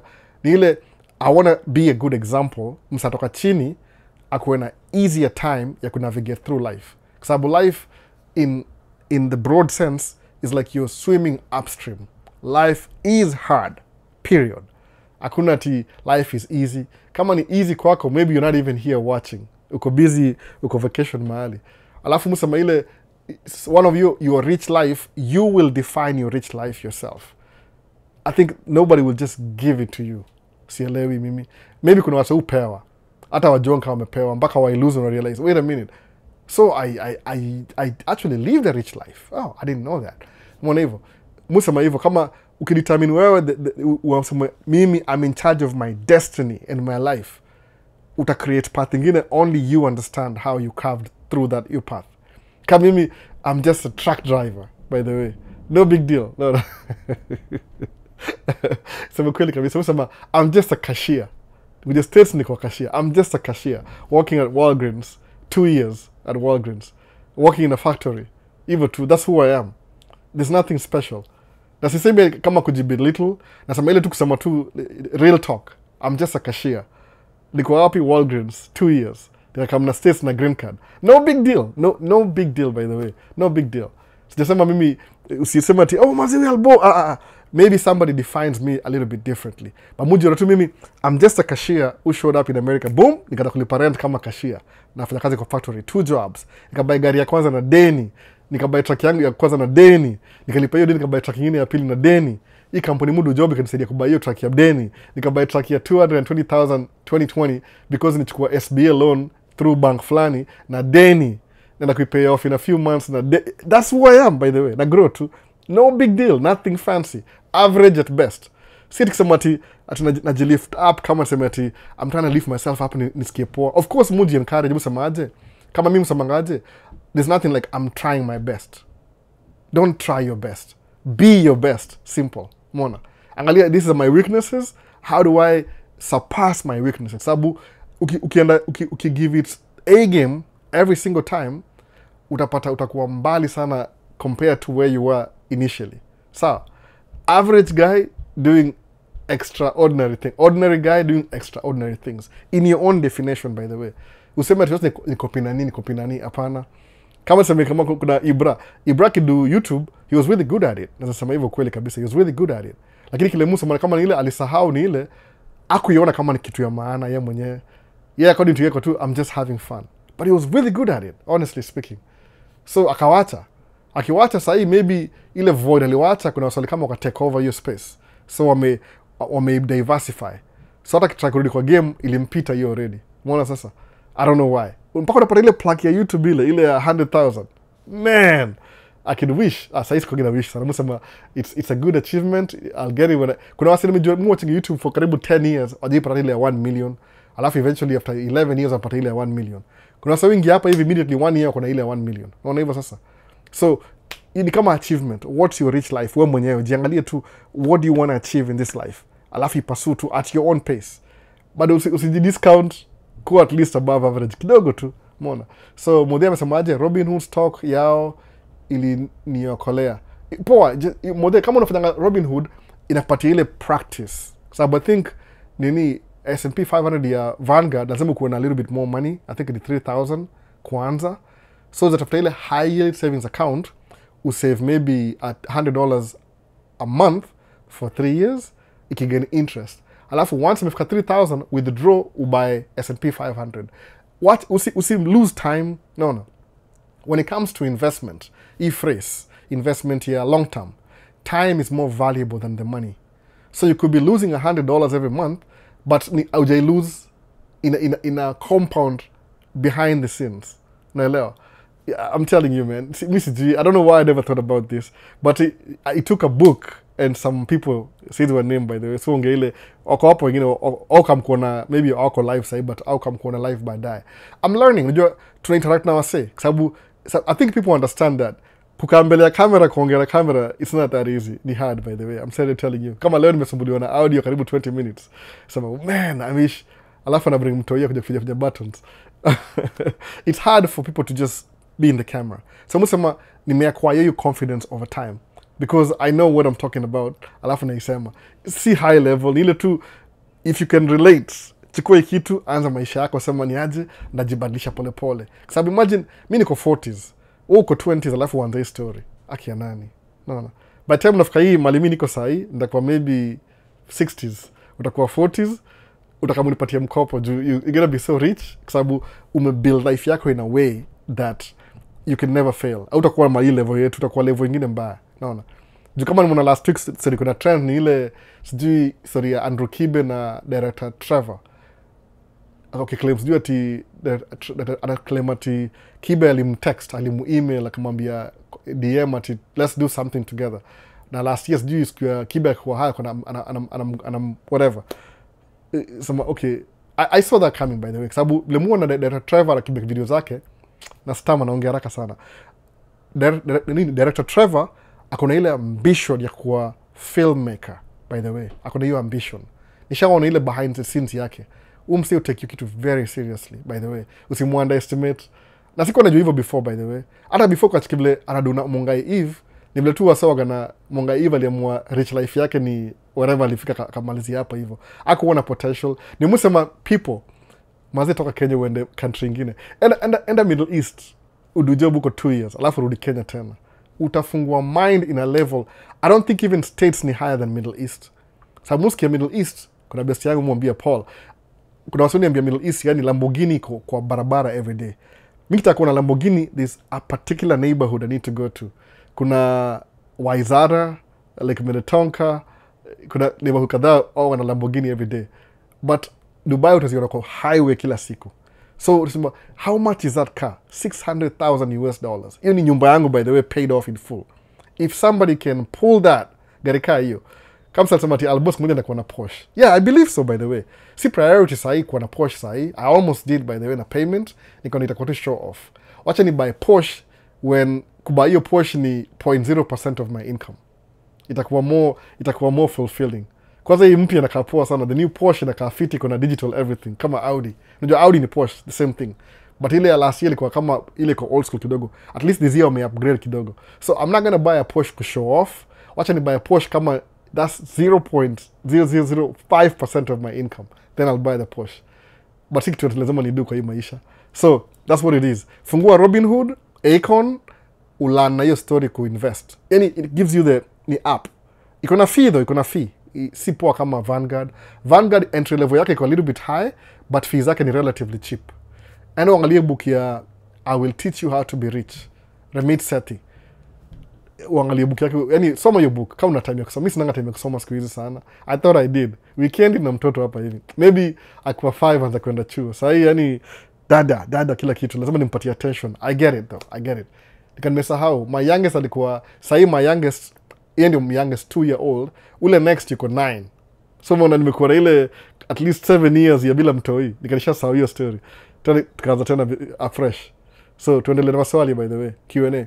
Hope sijakaa sana kwa hii duali ya investment. Albo niko na swali. I do not know if it's me because when COVID came and when technology has evolved and AI has evolved, like mpaka WhatsApp iko na AI. It's true. I think COVID ilipatia wase wake up call. Lakini AI ilikuwa in the beginning. Nile tunajua outright unaona kama sasa tuseme kamera kama DJI. DJI waligundua kitu fulani hivi na mambo ya drone na camera. So what they do ni hivi, waki advance any technology kwa kamera yao hivi. They don't wait until the camera waipatie nini au release. Naona, wana release immediately. alafu wana advance, wana release tena. Kama sahii tuseme kama Sony you take some time. Sony cameras, suppose kamera yangu ni Sony A7 ile natumia sahii Sony A7 na ungeizi ma DSLR, niko na A6600 pia. So kuna Sony A7 inafaa kuja mpya, alafu Sony FX2 I think ni FX2 inakam next month. Nimetaka kuibuy, nimeshindwa. Niliuza ile FX3 yangu, ilibaiwa na Michael Ochieng, University of California Berkeley. Yeye ni general, alibuy hiyo camera by the way. Nilimpatia kila kitu, hata vitu extra. Nilimpatia everything extra. Nilifurahi sana alibuy hiyo camera. I didn't even know he wanted that camera that bad. Nilimtumia a shift already. Sina hiyo camera anymore.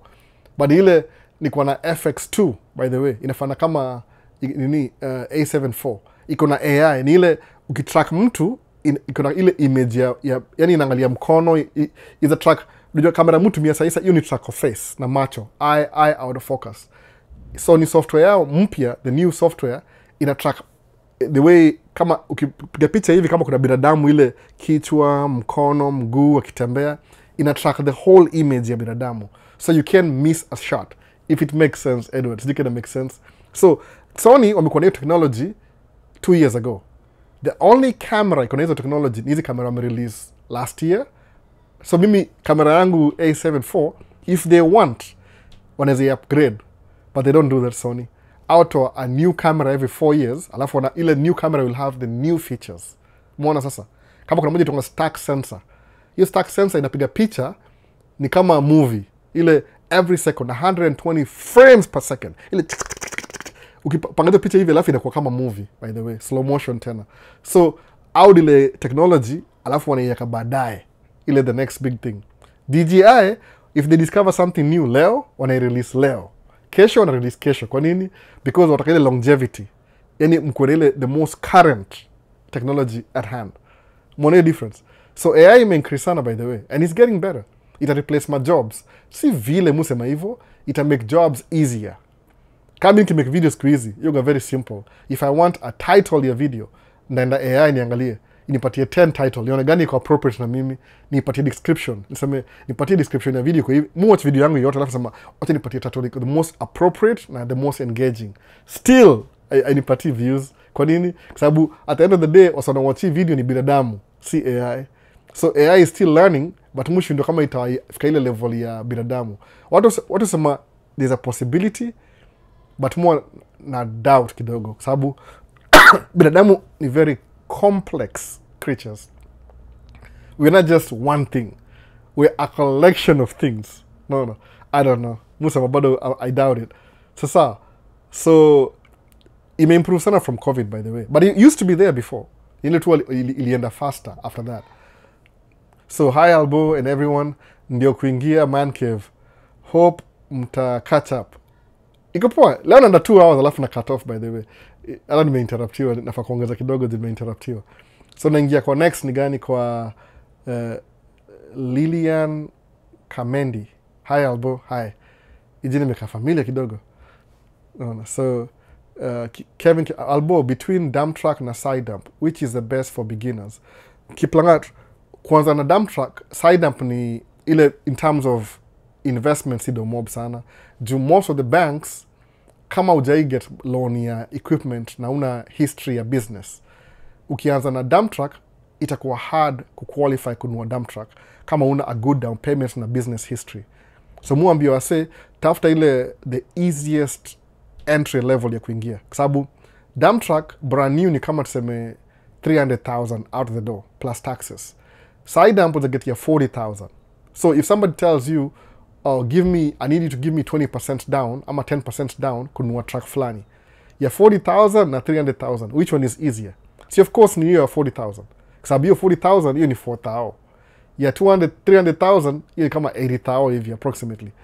So utapata ile down payment ya dump truck, utabuy side dump 2 cash. Sawa?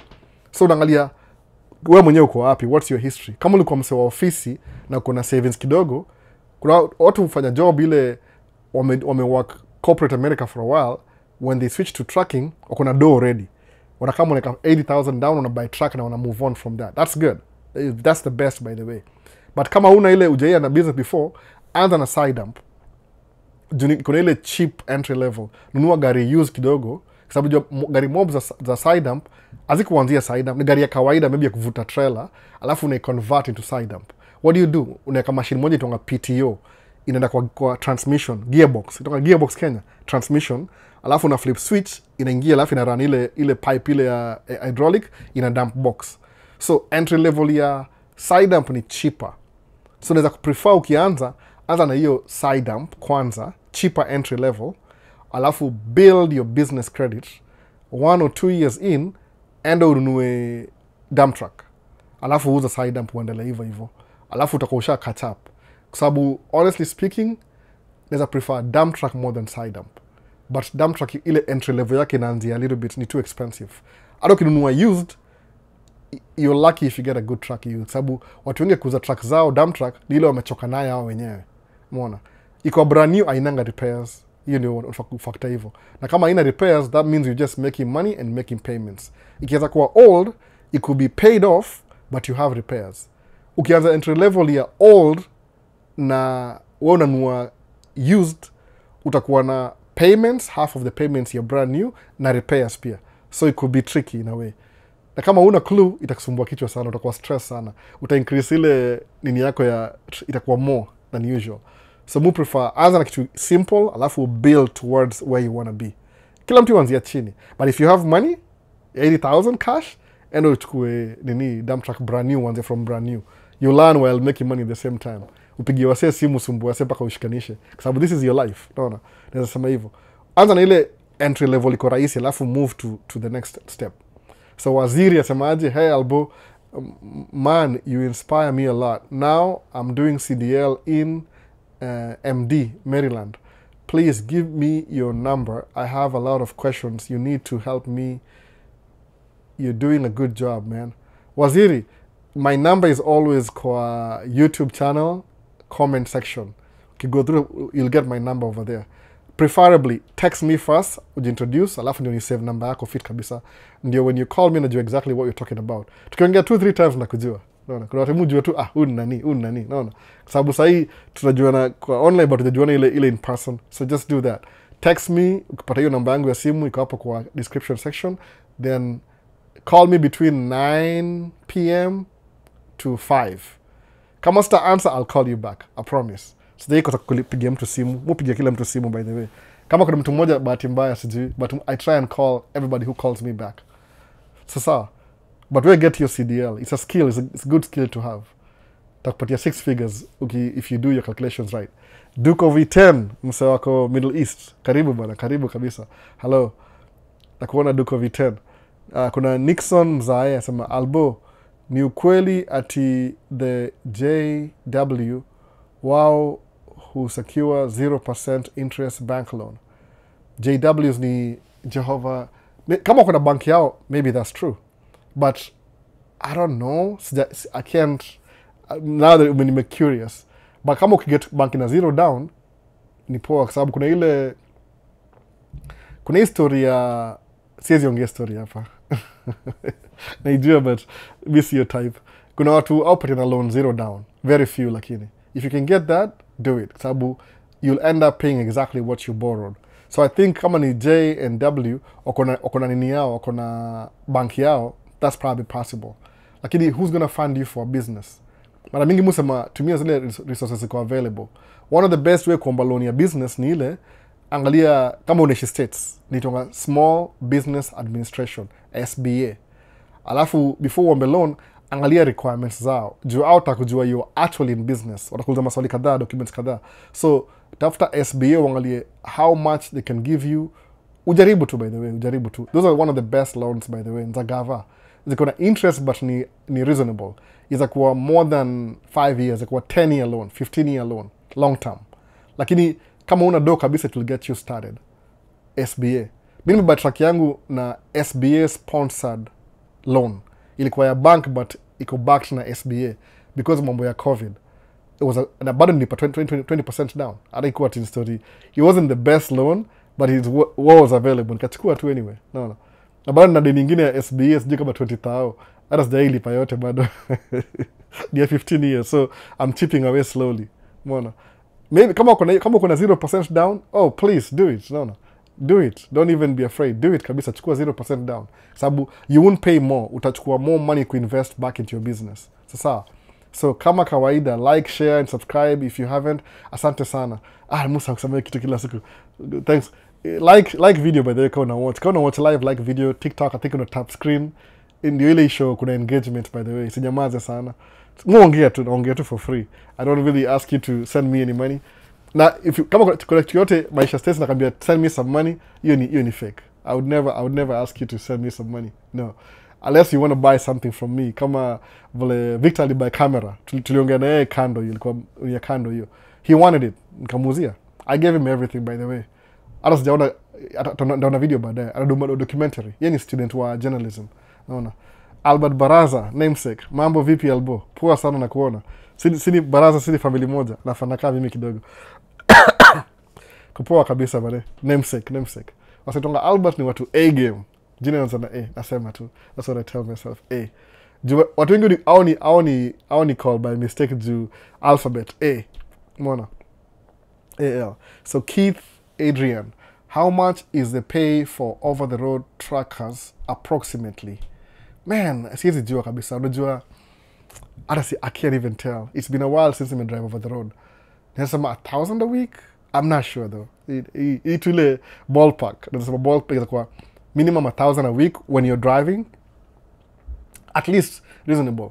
Lakini kumbuka kuna ile factor, if you're a new driver, ile you just got your CDL, alafu you're hired by a company over the road, maybe to make 600 to 800 a week, maybe, sijui. It's been a while. So mimi when I was a new driver, nilikuwa making kama ilikuwa progressive. Nianza kama niko trained 250 a week. Alafu nikaenda training for, I'm making $1,000 a month for the first month. Ikaenda 350. Alafu ikaenda 450. By the time nika 450, I got my own truck. Nikata kumeka 600 hivi a week, which was not a lot of money, but in 2010. Kumbuka hivyo. At least, hopefully, approximately, hopefully 1,000 a week. Ebu nione kama kuna nini. Nasemaje hapa hivi, boss, really need to talk to you, man. Chef Karanga. Just text me, alafu tuongea next week hivi sometime during the week. I can talk during the week between 9 and 4 Central State Time, US. No. Albo, local jobs, driver, wanna make about how much? Nasema 1,200 a week. Nasema hivyo, 1,200 a week. But here mimi nasema hivyo, between 1,200 to 1,800. I think nile, it depends on your experience. By the way, OTR or dump truck, which one is better? More prefer dump truck because I get to spend every night at home with my kids. I have kids. But if you're single, you don't have kids, and over the road full time. Preferable with your own tractor, your trailer, and your own authority. You'll keep more money. The moment you know, like one of those things, if you don't have your own trailer, money leaving. If you don't have your own truck, more money leaving. If you don't have your own authority, even more money leaving. So utakuwa your own truck, your own trailer, your own authority. Authority ni ile you're running on your own motor carrier number, MC number. Then you'll keep more money. Sababu tracking kuna ile cost of operation. So the less your cost of operation, the more money you make. So suppose unatumia broker anachukua 13% or 15%. That means you're losing 15% of your income every week. You need loss. You're paying for the trailer, maybe 6%. You're losing 13 plus 6, 18%. You're paying for the oh my goodness, inakuwa. Unless ile unaanzia mahali, angalia how much do I need. Sijasema want, needs to make every week. Ndio at least ni meet bills zangu. Mupe na dump truck because I'm home every night. That's it. No. Hivyo tu, hiyo ndio dini yangu. Hata naweza buy ingine brand new nienda kuilipa the next 5 years tena. Why? Because na prefer kukaa home. My kids are young. I have to see them. I don't see them during the day, but hiyo ni kama unreal. I think most of the people in the world all do a 9 to 5. I think in 1% ndio hao kaa tu home. Their money works for them. Most people work for the money. So for me, I'm grateful to spend the weekends and every night with my kids. But kama una watoi, man, you're free. No. Happy go lucky. You can do whatever you want. So ndio hiyo sasa. So Chef Karanga, I'm in Texas and I'm really looking into dump truck business. Ingia too, by the way, ingia. I think, which city in Texas? Sijui more about that. But you can maneuver. Where's the pioneer? I'm telling you. Kama hapa Minnesota, tulikuwa na maybe And naweza sema 10 years ago, very few people had dump trucks. Watu walikuwa over the road na tractor trailer. Alafu something happened, hizi ma big project kakuja, ile need ya dump truck ata increase. So I think kuna a good number of Africans and non-Africans and immigrants in the dump truck business. Paka wale watu weupe wengi wao wali retire, wakauza matrucks zao. So I think sahi market ya dump truck Minneapolis and Paul at least iko dominated na people of color, watu Mexican, Guyana, black, wote hivyo. Wazungu ni very few. Hata sijui za name gani by the way, very few by the way. Wengi wale wazungu ambao hizi truck ni kama kuna mzee mmoja nilipata last week. Aliwata over the road for 20 years akakam kudu dump truck because he has to be around home na daughter wake akafika 18 hivi. Anaenda college ama high school, unaona. So chef followed the career. Chef Karanga, explore Texas uone kunaenda aje. I'm pretty sure iko hapo. Ushaona dump truck mahali, enda uongee na mtu huko akwambie. Maybe they won't give you the inner, but utapoa. You have to make some calls kama ni brand new. No. Why is it hard to get into the dump truck industry though? Most companies want over 2 years experience. I think dump truck si kama over the road. Si kitu yatiko kama mtu mabroker. Kuna mabroker wako already in the business since 1984, wako 20 years in the game. So mtu mabroker by the way, in a guaranteed job. But either way, kama ni very new venture, you have to make the calls yourself. Alafu uongea na kampuni, do you need any? So ile hustle ya kumake calls, ni musemaje, start off by driving first, then by the time una buy truck yako, usha understand industry. It depends where you are. Ukuja kama if you're in Minneapolis and Paul, iko almost preset. I'll tell you exactly what to do. Utaanza from day one na utashikanisha. Kwa nini? Because nishaka hapa long enough ku understand hii ina flow. Lakini kama ni outside Minneapolis, I need somebody who's doing it already. Maybe wako lakini wako wangu na do anything social media. But you can connect. Kama unajua mtu muulize connect, alafu tuko na connection hivi tuseme ni aje. This is what you do huku na pale. Sasa niko wapi nimeangalia hiyo ni so Carl, I think it needs some experience. Sababu dump truck ni kitu specialized in a way, specialized trucking. So DFW area, Chef Karanga. Angalia kama ukiona dump trucks, if the dump trucks are working, angalia kaza projects, major projects za states zinaendelea huko ni gani. Alafu angalie anybody driving dump truck, what do they do exactly? Then anzia hapo. Angalia your market. Ukiona if you need to move, then kuja Minneapolis and Paul. Hapa tunabado tuna job. Unaona? Umefanya trucking for how long? Ian Maina. 15 years hivi, 15, 16, 17. Hata sijui. It's been so long. Nimeka States 18 years. Out of 18, nimeanza kudrive truck a year and a half nikuja States. So nimeanza kama inaweza kuwa 18, 17, maybe 16 and a half years nimedo trucking. 16 and a half years. It's been a long time. Mtu yonga amegrow mpaka ni teenager. Alianza before azaliwe. Ona mkubwa. So blessings, athlete, color, brown. Asema blessings family, by the way. North Pole, Alaska, USA. Uko North Pole? Aki nani? So, wow. You're in North Pole, Alaska. What's up, bro? Please advise me between Osmo Pocket 3 and DJI Action 5. Which camera is the best? Salum. Both are good. I'm telling you, both are good. Lakini utaka kuwa na more options, I think Osmo Pocket 3 is much better than Action 5 in terms of ile sharpness. Sababu Osmo Pocket 3 iko na 1-inch sensor. Action 5 iko na point something sensor. You see 1 inch exactly. So that's that. Inakaribia, but I would go for Pocket 3. Itakuwa more advanced than Action 5. So YouTube, nimesahau YouTube sana. Thanks a bunch. Unatusaidia sana. Martin Wairimu. Alafu next iko gani? Karibu sana Martin. Martin, okay. Brian, niaje albo, assuming nataka a used refurbished MacBook ya mwaka kama 2015 hivi. Would you be in a position to get one and send it to Kenya? Ama ni long process refu sana? I don't know, Brian. Najua hizi vitu kama hizo zinakuanga very specific. Kama if mimi nakuja na nakujua, naweza tumia mtu kama bro alafu akupatie. Ubaya sijui naweza pata wapi hiyo nini saa hii. Yangu ni 2018.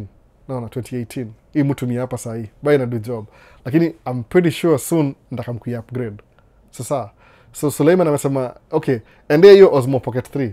Angalia video zangu, uangalie ile kamera ina face barabara. Hiyo ni Osmo 3. Ile ina face ni Action 5. Action 5 ni kama GoPro in a way. Ni better than GoPro, but I think Osmo 3 iko better than Action 5. Maybe Action 6 takuwa poa, sijui. Hopefully weke 1-inch sensor, because in terms of form, mu prefer hiyo kamera ndogo hivi ile point and shoot. Hii ya gimbal hii sometimes iko off kidogo. Alafu sema, oh, I forgot how to use it. No. Sasa, so Osmo, you'll never go wrong na Osmo Pocket 3. It's always better, 1-inch sensor. You can do, make your footage kama cinematic. I don't do those things, by the way, but I know kuna potential. Nishaijaribu nikaona. So, nimemaliza swali kwa nini? Refurbished. So, Brian kubai hiyo MacBook 2015 itakuwa hard kwa mimi kwa sababu mimi si operating hizo vitu. Unless kama sija arrangement naanzia wapi. Juu lazima uitafute mali zinauzwa kwanza, alafu ni buy na do yangu, alafu ni use na do yangu. Inakuwa tricky in a way, unaona. Unless ushapanga in advance, unaona. Juu mimi sipanangi msasa ati nipatia do alafu mtambo haikufika. Kuna vitu mtu akustay away from in a way, unaona. But nikipata labda niambie nikwambie nimepata moja alafu wewe ibuy alafu akushipie. Itakuwa itakuwa sawa.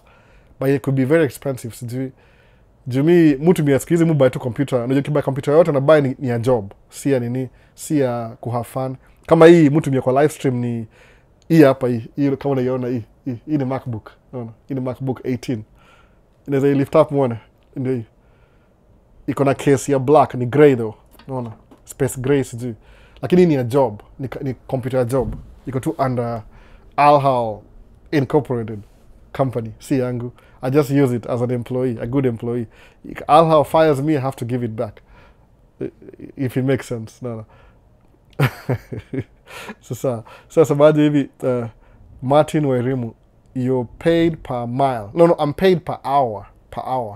Yetu hapa ni per hour. Kuna two options. Kuna per load na per hour. Si per mile. Sometimes your load wana adjust to mile. Suppose you can only do 4 loads a day.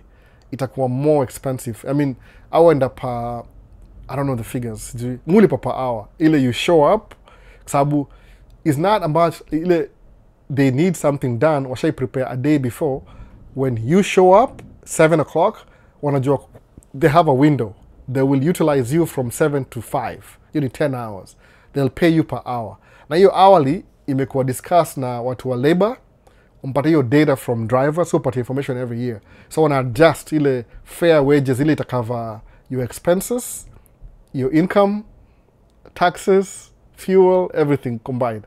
So every June even just report nambia, this is how much you spend. Alafu wana analyze. Alafu wana which is a fair wage ya kulipa mtu per hour. Kama na do job ya state na federal na nini.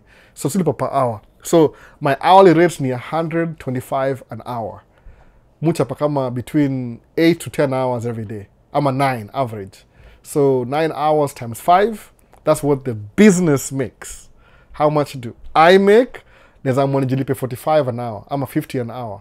Depending na ile ina make sense kwa business. Because most of the money stays in the business. Mona.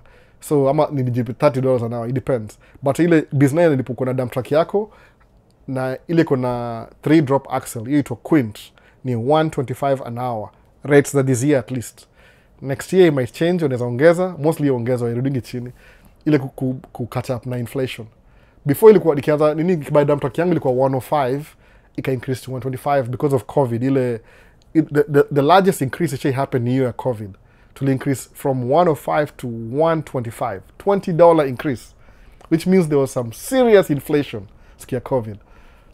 So boss for sure need to have conversation for a minute. I have a CDL and clean MVR. Chef, yeah, uko poa kabisa man. If you have a clean record, you're good to go. You just need to invest in when ni chef ama ni chef, I don't know, any chef karanga. Kama ni chef, ni kitu yani lazima decide, do you really want to do it? Alafu naifanya. Si easy in the beginning, I'll be honest with you. Ni uphill, but it's totally worth it. It's totally worth it. Kwa sababu ukishafika ile cruising attitude, utakuwa sawa for a very long time. Nikipay off track yangu ya fast, nilipay off track ya fast ilikuwa nilipay off ama nili buy track, a better track than ile nianza naye. 2015 I got a better truck than the one I had before. Yeah, $10,000. 1984, sijui 85 truck. So 2015 to date, sijai kuwa broke. No. Hiyo ni how many? 15, 25, 50, 15 to 25. 10 years sijai kuwa broke. Niko tu yani 6 figures every year plus. So that's what we should understand business. Before that, niko na karibia 6 figures, but because of expenses, niko na suffer. But once ume figure out, umekuwa comfortable. Yani ile tu ni learning curve. Once ume go past learning curve, man, no. The only way is up. So it just depends on, it's not how much money you make, it's how much you keep and invest. No. Lazima keep kwanza alafu then you invest. Sasa. So Martin ni per hour, tulipa per hour, 125 an hour. Kama kwa ile quad ni 120, sign up ni 117, 115, depending na kampuni ni gani. Sawa. Ndio hivyo basi. But still, it just you're available to work. Kuna timing flani, I can teach you that once you start driving. Nakwambia this is how you unaangalia the first trip, how long it took you in traffic. So analysis yako in the second trip, unaangalia how long did it take me to go here and here. Kuna ile hours of traffic, hours of less traffic. Unajua tunaona. So una decide where do you want to go from there. Umeona. But kuwa serious nayo. Sema ati I want to do trucking kama say chef karanga, alafu una back off tena. If you have something else better, do it. But trucking lazima ujipatie ile full kwanza, reap benefits, then you invest in another place. Naona. Kama una CDL, you're pretty close.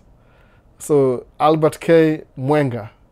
Tena Albert mwingine. Leo tuko wengi Albert wengi sana. Kulikuwa na Albert Baraza alia. So ni aje Albo, nikitaka Sony A7 IV inaweza kuwa kama how much hivi? I need one. Sijui kama naweza pata refurbished. Naweza kuuzia yangu at a cheaper price. Junajonisha itumia kidogo, si sana vile. Naweza kuuzia yangu kwa nataka. Lakini refurbished, ndio musema hivi, ukinunua camera refurbished kwa hizi ma-store, unapatianga period ya 6 months hivi, ama 1 month. Ile use it, make sure it works. Kama ina do job poor, then una continue naye. So I can sell you mine for cheap because ni used, but I refurbish because it actually works. Ndio hii hapa camera hapa na mbili by the way, because I know sometime this year I'm going to be upgrading anyway. So Albert K, jueni Albert ndakuuzia yangu na nakutolea percentage off. Na yangu coming in a package. I'll give you the cage na everything.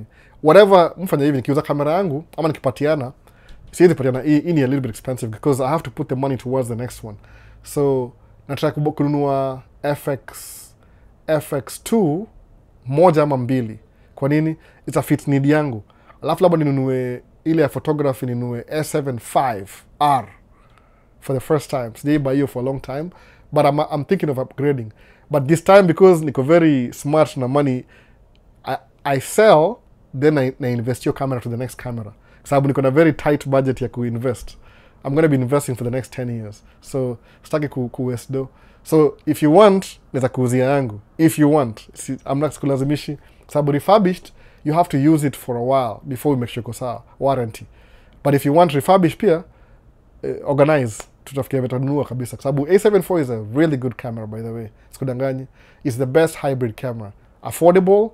Ni kama A74 ni kama, I think ni A9. Zinafanana. Iko na very good sensor, inapiga picha fairly. It's just good. I mean, sikudanganyi.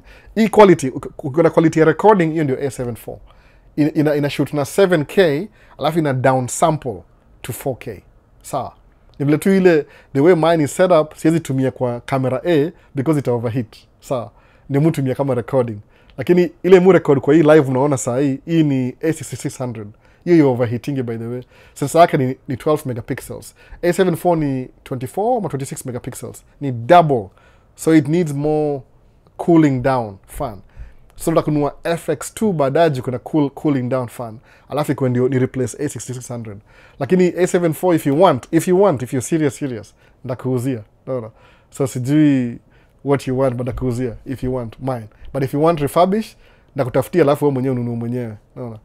Because I'm going to be either the trade-in mali na kubuy. Sometimes unapelekea watu wa camera, unawapatia yako, they give you credit towards the next camera. Alafu unalipa the balance. Naona, au fanya hivyo.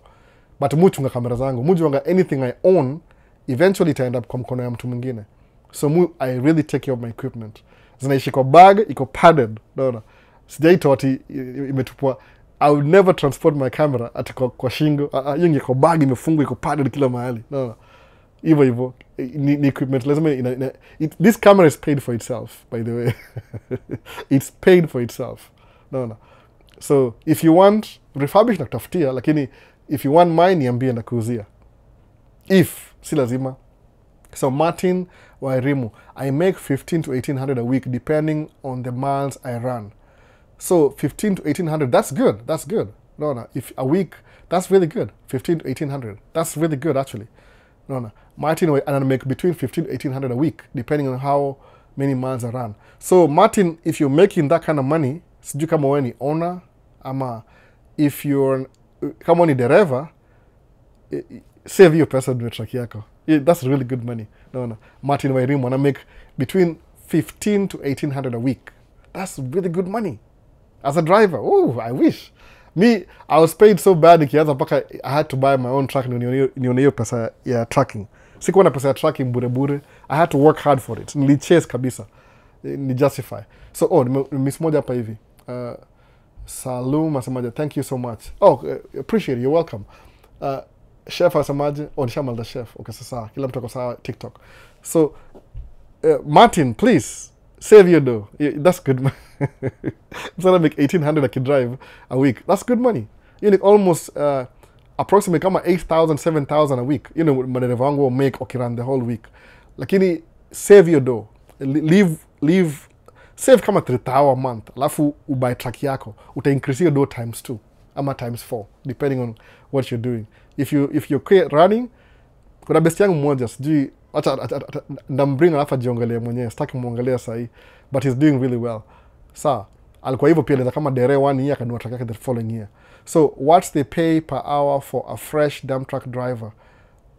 It depends who hires you. Fresh, it depends. Kwa sababu I think watu wanzia 26, 28, 30, 35. It depends who hires you. Duncan Macharia, I can't really tell. Kwa sababu kuna hiyo variation. If you're brand new, you don't have experience, what's going to happen? Somebody will pay you low because the insurance is high. But once umeanza kuwa na experience na una catch up hivi, your pay will increase over time because less accidents, more money. Kwa sababu lazima ubalance business. So when you're new, your insurance is more expensive, uko high risk. The more you drive safe miles, inakuwa cheaper because insurance company will have confidence with you. So I don't know what to say. Inakuwa maybe $26 an hour. But even if it's $26 an hour, kama nikianza trucking nilikuwa nalipwa $250 a week, by the way, which was less than what I was making doing 2 jobs in Walgreens na factory. But guess what? I knew kuna potential ya growth. So nilibite 2 years kusema I will go through the whole thing. No, by myself. Nijue kunaenda aje. So huyu ni Virox asemaje Virox.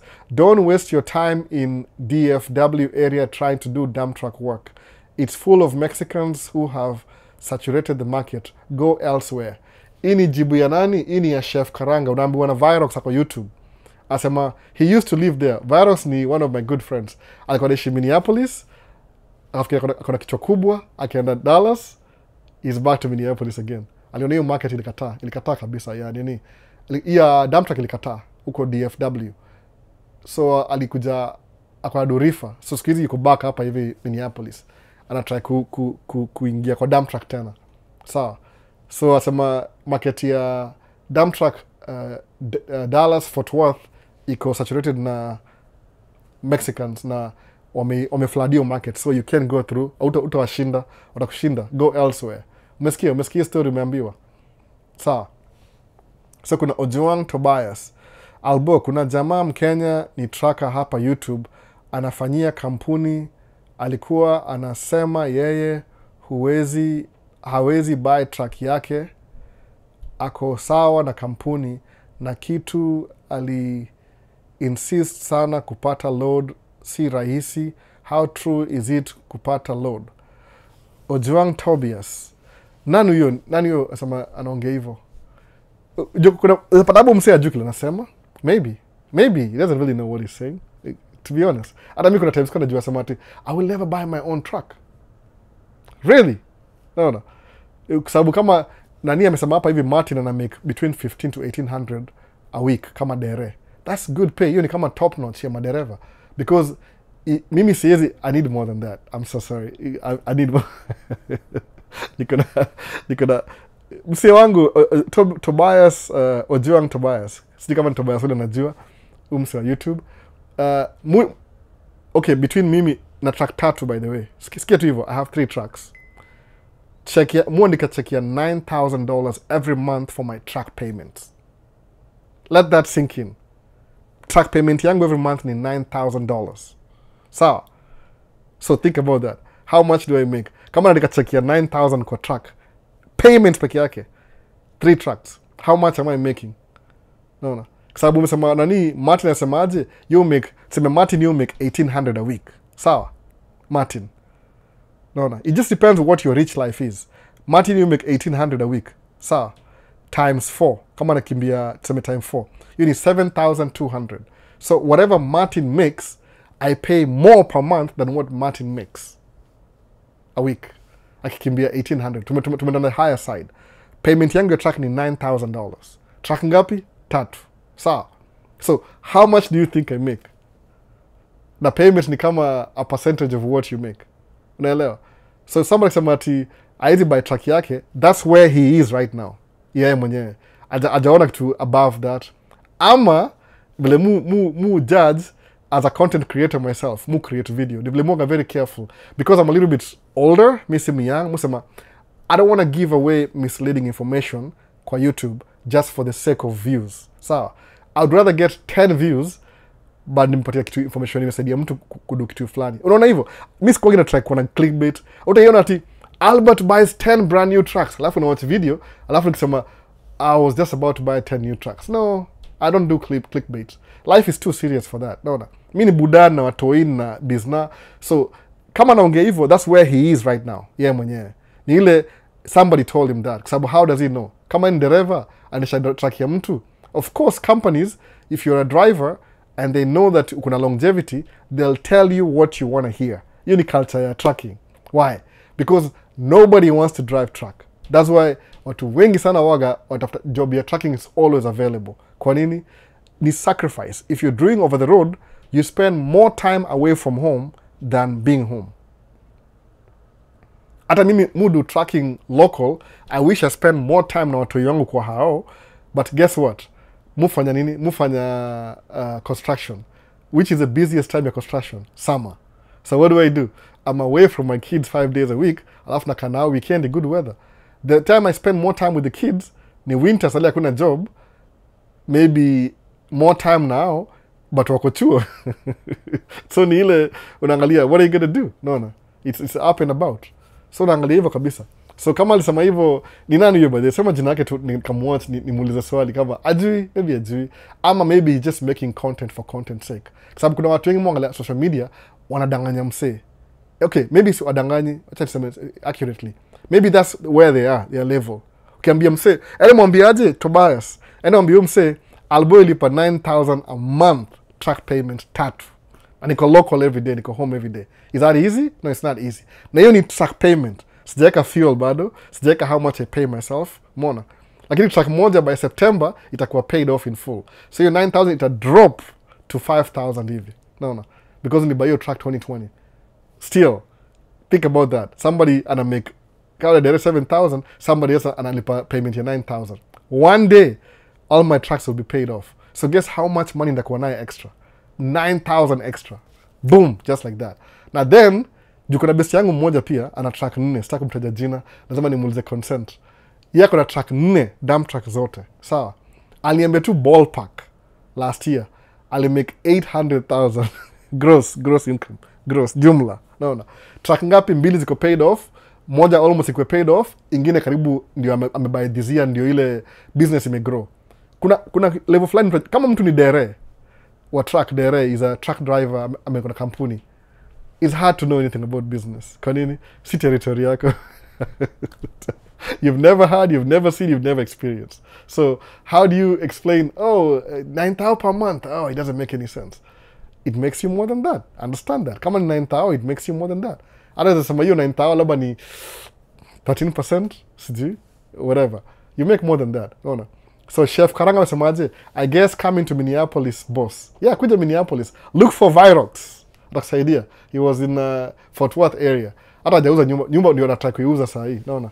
How can one reach you? Columbus. You can reach me on YouTube.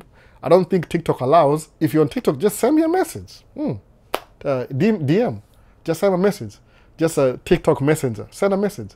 But if you need my other information, YouTube, Maisha States, comment section, any video, if you just scroll through extra, you'll see my number over there.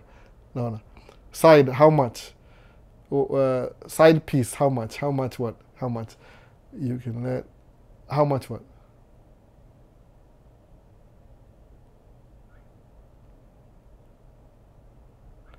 I don't know how much. I don't know what that means.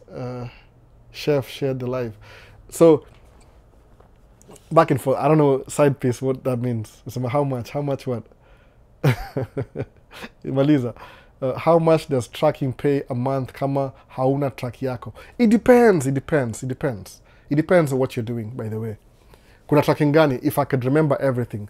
Kuna fuel delivery, or deliver fuel. Local, you need local. But lazima ukuwe na hazmat. Fuel delivery. Kuna dump truck. Kuna flatbed. Kuna reefer. Kuna dry van. Nimesahau gani ingine? Kuna ile farmers, ile special, ile will never make it because sababu hiyo ni ya wakulima. Most of them ni watu waupe. That will never penetrate. I'll make so much money, but I'm not really in that market. Maybe wife ni mgoso, akiamua naenda hiyo route.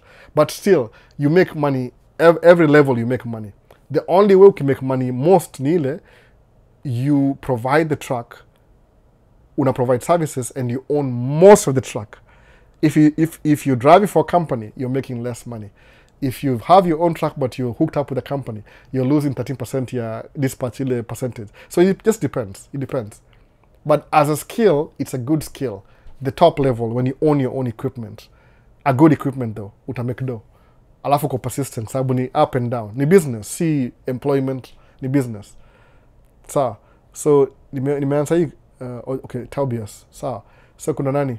What would you recommend for what exactly? Side piece. How much? Did I miss anything in the side piece before? Fafanua kabisa. Be specific sababu whatever nimesema nishapita, she's already gone. So nimesema how much does tracking pay a month kama hauna track yako? Kama Martin hapa hivi, he makes about 7,200 a month. Na yani dereva. So find Martin ako YouTube, akwambie which company he works for and what's his secret to make 7,000. This very good income, by the way. Most people in America don't make 7,000. 7,000 ni ganjia nursing territory na 4-year degree. No, I think so. No. Nataka nitakutext niko na swali mingi. Okay, sasa. Actually, if you watch two live, hii ni live Q&A. If you don't worry, just ask questions. Ask. Keep it going. Ndakuwa hapa for the next maybe half an hour. So every Sunday, you can wait a week. The more available live. Just ask the question. They answer too, by the way. Ask. Don't siogope. Tupa swali hapo immediately. Siogope kabisa. No. So uki-upgrade naweza chukua yako. I'm sure utanipatia unani Brian with a nice price. Nakupatia, of course. Nauza. Nani nimpatia very good deal. Nani FX3. Alini-encourage, unajua Victor ni kama mupenda Victor sana, sijika nini. Victor yani ako kwa university ile mimi nitakwenda, University of California Berkeley, alafu anadu journalism. So anadu documentary. So I think nimekuwa kuongea na Victor before kuja States. That's the thing. Before even while he was in Kenya, tukaongea hapa hivi live. So yeye kuja Victor ni is a nice guy, by the way. He's good people, Victor. So nilimpatia I felt like ni kama na handover kitu kwake kitu hiyo. So mupatia na extra, by the way. Everything iko associated. Kama nilibuy camera na DJI, naona DJI microphone. When I'm upgrading, nakupatia mpaka hii. Naona. I will. Everything. Kamera yangu ina system. Kama A7 IV niko na lenses zake. You tell me what lens you want. But lens mutumia tena. At least one lens. Naona. Ile nakupatia one for free ile ya kuanza. Naona. Ama nikwambia nunua hii lens, it depends on what you want. Nunua hii lens alafu uanzie hapo. Alafu kuendelea mbele. So, huyu ni hapa kwa Brian anasema hivyo upgrade. A7 IV is a good. 7K down sample 4K. Imagine. Good camera. Ndio hii hapa hivi recording. Mtaiona recording next Friday. Ameenda watch ile nimepost leo ya Man Cave Talk. Imeandikwa man cave talk. Ile man cave talk peke yake, you footage ni A74. Very clear. Others to me, color profile, niko tu ile standard mode, ile tu standard manual. Sawa. So, hebu tuone hapa nimemiss anything hapa hivi. So, would you recommend, nataka kutext niko na swali. Kama uko hapa side piece, uliza tu swali hapa. Ama text pia na answer peke yako. So, sema, what's good dump truck to start with? What's your main brand? Volvo or Mark etc? Chef Karanja, mu drive in, go watch my videos on YouTube. I think nikupatie more information so you don't have to ask me so many questions. Go watch my videos on YouTube, utaziona. Muonge hizi vitu zote by the way, kama reputation. Have the patience when you watch this video, you'll see what kind of truck I'm driving. The truck I'm driving on YouTube, that's the best truck according to me to buy. Naona. Endo uiangalie. The last video you're tracking, utaiona. Kuna playlist into a truck driving, side dump truck. Alafu kuna van si big deal. I don't know video na kwa van. So side piece, okay, cool.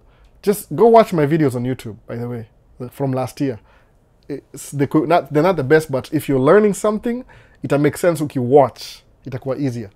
Have the patience. No. Sababu probably nimeongeja hizi vitu. Labda I need to title them better.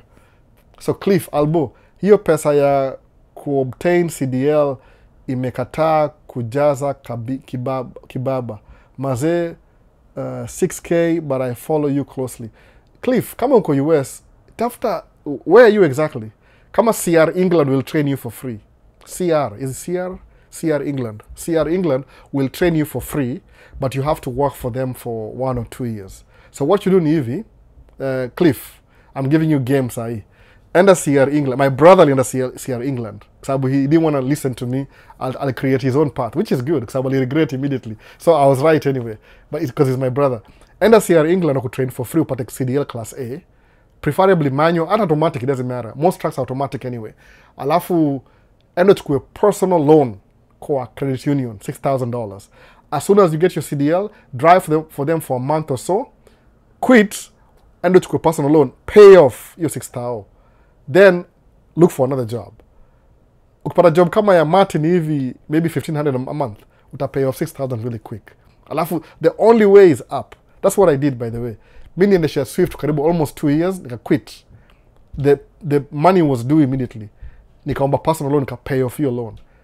Kuipa off, nikaomba personal loan, nika buy truck yangu ya first. Truck ya pili nilikuwa very bad credit, nilikuwa referred na the company I work for. No. Nurses make 7K per month. Clear. That's true. So whatever nurses make, so wale nurse wale graduate immediately, I think. Kama RN, I think the RN, 7K. RN ni territory ya nurse, by the way. But nursing, how long does nursing take? 3 years? Ile program ile ya RN ni kama 2.5 years or 3 years hivi. Lazima kuna prerequisites, alafu ingie 2 years straight. So approximately nurses, 3 years, ndio make 7,000. Ukiingia nursing ukuwe na degree, maybe 10,000. Ukiwa na BSN, atatuchengea story, labda ni 20,000 ama 25 level ingine. But kuna ile credibility ya education, lazima usomee. Umeona? That's why nursing makes more money. Sababu ni kitu critical. Ukiwa na nursing, uko na accelerated nursing is 2 years, but there is a 4-year route as well. Side piece. Okay. So, if you can't do nursing and you want nursing income, lazima approach tracking like you're trying to make up your ganjia nursing. So you'll take it more seriously. Sababu tracking ni 1 month, by the way. 1 month. So maybe I'm going to give you maybe 9 months. Ama 1 year. Kufikia ule na asulo wa 2 years. No. Jipatie motivation. This is why I do this. No. Sababu kuna manasi najua wamepata degree, I make more than they do. Kuna wale wako na BSN, na wakaribia kidogo kwa sababu BSN mazee mse. BSN we ni masters in daktari. We ni daktari basically BSN. No. Uko na more opportunities. Inafungua so wide spectrum. At the end of the day, hata mtu ako na BSN. Kama ana business yake, they're still employees. No. They're still employees. It makes sense. You can kwa wewe una teach basketball kwa University of Minnesota College football. Unalipwa $600,000. You're still an employee. NBA players are my employee. See, my business owner. But I want a business baadaye. But what's the difference between a business and an employee? Employee, you can average income the whole year. Business, you can make $100,000 50,000, 200,000, half a million, 600,000. Aina limit ni all over the place. So we think, jipatia competition, I can't do nursing. I suck at nursing. Okay, let me get a license for 1 year, drive for somebody for 6 months, alafu nasema ile 3 months training, 6 months, ukue comfortable, ukue yani a good driver, na una risk, umezoea ile equipment, operation yake na kila kitu, alafu nunua truck yako. Kuna truck yako hivi, the first 2-3 months una ile pesa ya nursing ya 2-3 years. No. Alafu, don't stop there. Keep working. Mkianza ule nurse ule ameingia shule, 2 years from now utakuwa mbele yake vibaya, utakuwa mlap mara mbili hivi. No. But I'm not saying nursing ni mbaya. If you have to do nursing, just do nursing, man. Hey. Hata do anything else. Lakini just always, hata uzafanya, one of my friends, hata nimesema, namtaja mara ya pili saa hii. Umsa kuna 4 trucks, dump trucks. Yeye ni nurse. Alianzia nursing, by the way. Atajaribu nursing. I think you were in nursing, you were in a job to maintain records zake, I think. But bado ni tracker. Ni businessman. Si nini. Anajua, I don't have to tell him. I wish anguja awambie ile peke yake. Ni vile tu kupata wase ni ngumu. Ndawapata siku moja. Unaona. But anyway, believe me, it's true. Akona track 4 sahi. Alianzia nursing. So you decide. Unaona. Twende YouTube. So Brian, uki-upgrade. Mi nikipatia kamera yangu na kuuzia in a good price. Tutaongea, tutaelewana. Nitakusave do. Utaniambia kama ni mbaya utanirudishia tu. Mimi sijalingi sana, by the way. Naweza keep kama ni ile tu nagundua the way I take care of the equipment ni ile mtu sema somebody else will use it. So mtu make sure haina scratch, haina dent, haina nothing. No. Iko nayo hata sitaiuza, ndakaa nayo. Nikipata nikiangusha chini siku ivunjike hata siuzi hiyo. Hiyo is not for sale. Because I understand kamera yangu ya fast ilikuwa used pia. So ilinipeleka mbali. So I know how that feels like. No. So Brian ni hivyo, Brian. So Albert K. Mwenga, I'll text you, we talk about the cam. No problem. Renembia tu, no problem. Nambia exactly how much. So Gato amechelewa Kayole 1960. Gato bana. No. Ndampigia simu huyu Gato. Gato ni veteran yani. Mpaka yeye kama anaweza pass kwa mtu wa Isili, Gato. No. Amechelewa kidogo. So Brian, get in touch na wewe lini about the MacBook you're using. Isi using ni 2008. I'm not selling this one, but na upgrade baadaye because of business stuff. No, business stuff. Tabini back ingine sababu taki ile nifike mahali alafu mwitumia, do I use it for business? Mwitumia live streams kizi mostly. No.